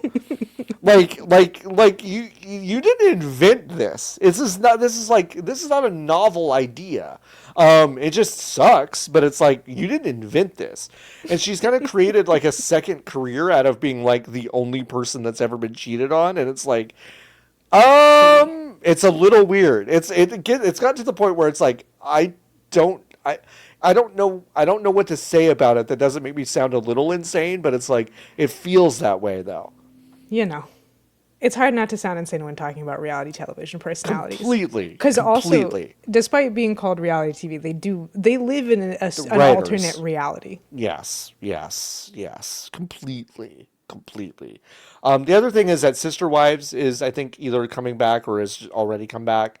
Sister Wives is, of course, the show where a plural family based in Utah, but they move around a lot because plural marriage is illegal in Utah, and they just kind of skirt all those rules. It is the story of a man who decided to marry his fourth wife and then systematically decided over the span of 18 seasons Oh my God. that he pretty much only likes the most recent young one that he married and kind of doesn't like any of the other ones, so pushes them away in a way that is a slow motion train wreck, in a way that like I think is actually kind of great. If I'm honest. Like, would I sit here and recommend that you watch 18 seasons of a reality show? No. But also it's fucking awesome. It's great. It's really funny. It's really funny. Anytime I think about reality TV, because again, my roommates like reality TV a lot. Sometimes I'll just ask them what's happening, or I'll go out to get a snack or something while they're watching something. And I often think about like I think this is a Tumblr post of someone just saying, oh, back in the day, how awesome would it have been to sit around the fire and hear a bard tell the tale of Odysseus. And someone says, something like that kind of happened to me once. We didn't have power. And so this guy just started telling us the story of One Piece from memory. And everyone liked it so much that we kept going back every week. And you could do that with reality television. That. Absolutely, you could do that. Absolutely. The most reality TV I know is Project Runway and Drag Race, which have reality TV elements. Like Drag Race has Untucked, which is the behind the scenes hour-long bonus episode that occurs after the runway while the judging is going on before they do the lip sync for your life. And there's some good drama in that, but I don't usually like drama. Right. Yeah. We should watch. I'll watch a season of Real Housewives if you watch season 9 of Drag Race. Okay. With Untucked. I think you'd enjoy it. I will absolutely do that. I mean, I think it's season 9. Yeah. Okay. No, I will do that. No? I'll figure out which season it is. Figure it out. I want to say 9. Okay. They blur together nowadays. Deal. Okay. I should have asked how many episodes it was before I said anything, but that's okay. No, I'll make you watch. I think I'll make you watch like season 2. Yeah. So start at season 2. Do you know the meme of the girl that's pointing and she looks really upset, and then the cat? Yes. Okay. I do know this. When you learn the context of that image, I vaguely know it. Oh, because I was so curious. It's crazy. And the episodes that happened before and after that happened, some of the wildest reality television I've ever seen in my life. And for that to become such a meme of like, it's like, it's crazy. Like it's like the meme of Ben Affleck dropping his coffee, and you're like, oh, but there's paparazzi stalking him, and he wants to kill himself in like a not funny way. Yeah, he's like genuinely like despondent. He's on his 12th reason. Yeah, absolutely. And those coffees, they're looking precarious. It's the same thing with this, where you like when you know the full context of it, it's like, ooh. And the thing is too, Real Housewives is the only one I know by name, even though I know a lot of people. Tiffany New York Pollard is not from Real Housewives. No, that is from I Love. No, that is from House of Love. House of Love. No, Love and Hip Hop. No, House of Flav. No, wait. Oh my God, wait. Dating show with. Why don't you just look her up? No, because I feel like Flavor of Love. Jesus Christ, why couldn't I figure that out? That's right. So I've asked this question many times, and my roommates are gonna be thinking to hear this and get deja vu. So yeah, I just always forget. She was on both first seasons of Flavor of Love because she was, I mean, genuinely one of the funniest people like that has ever been. Oh, she's hilarious. Camera. Are you kidding? She's so funny. And she's one of the best Drag Race guest judges that there's ever been. So those VH1 reality shows in like the mid to late 2000s, those were pretty unbelievable. I don't know how to watch them now, but like they're kind of amazing, and I was really into them. Yeah, God, Tiffany Pollard, it's so funny. New York, she's the best. Only 43. Feels like I grew up with her, and she should be like 70, and I don't know why. That makes no sense. But I was like, good for you, Tiffany. Good for you. Folks, that's going to do it for the show. Thanks to you. We did it. We got all the questions. Go to VGBs.com/join. Join the Hive. We'll answer your questions on the show. Niki should be back for one more episode next week, and then it's going to take a little bit of a break in November because Niki is just running a mile a minute. It's got a new job, just moved, doing a whole lot of stuff. It is difficult, understandably, to find the time to do this, so it's going to take a little breather, which we totally respect. BGBs.com/join. Join the Hive. Lotus, do you have anything to plug? Nope. Drag Race Season 9, I guess. Drag Race Season 9. Hey, go to fucking Peacock and watch all of Vanderpump Rules. Just do it. Just God, I think they're all on Peacock, aren't they? Oh, yeah, they're all on Peacock. I'm sure that's good. All on Peacock. Yeah. Or Paramount, whatever. You could just, God, Lotus, God, yeah, Summer House. We haven't even talked about Summer House. Anyway, I could talk about these things forever. I I've not. I just like John's I'm thinking about. dangerously close to creating a solo spin-off podcast. I can't believe this. I just want to imagine you, John, in bed playing Katamari with one hand, and or I guess you do both hands, and you just have like a Tascam recorder sitting on your chest. Mm-hmm. Yeah, you can occasionally hear Ravioli snoring into it, and you're like, yeah. And so, anyways, guys, the next thing that happened, that's your and ASMR. That's my sleep ASMR. aid. John and talks to you about reality television. It's just like asleep. It's just like the kid. It's just like the guy that watches the trains in England with that camera angle, and it's just me. It's just me in bed talking about fucking Summer House. Yeah, absolutely. It could happen. We'll see. Folks, thank you so much for listening to this. If you want to leave us a 5-star review, we will read your review on the air. We did not have any new ones this week, but you can go do that wherever you review podcasts, and we will read it on the air. We appreciate your support so much. And please tell your friends. Tell your friends about this podcast. Tell your friends about VGBs.com/join. Join the Hive. It's the only way you get bonus episodes. In theory, we have bonus episodes. It's been about 2 months since we made one, so we got to fix that soon. But yeah, we will. That's why we were talking about reality TV in such a way. It was all planned. That's all planned, part of the folks. plan. All part of the plan. Our grand plan. We're great marketers, and that's why you should join VGBs.com/join. Join the Hive, please. Tell your friends. And until next time. Keep on buzzing!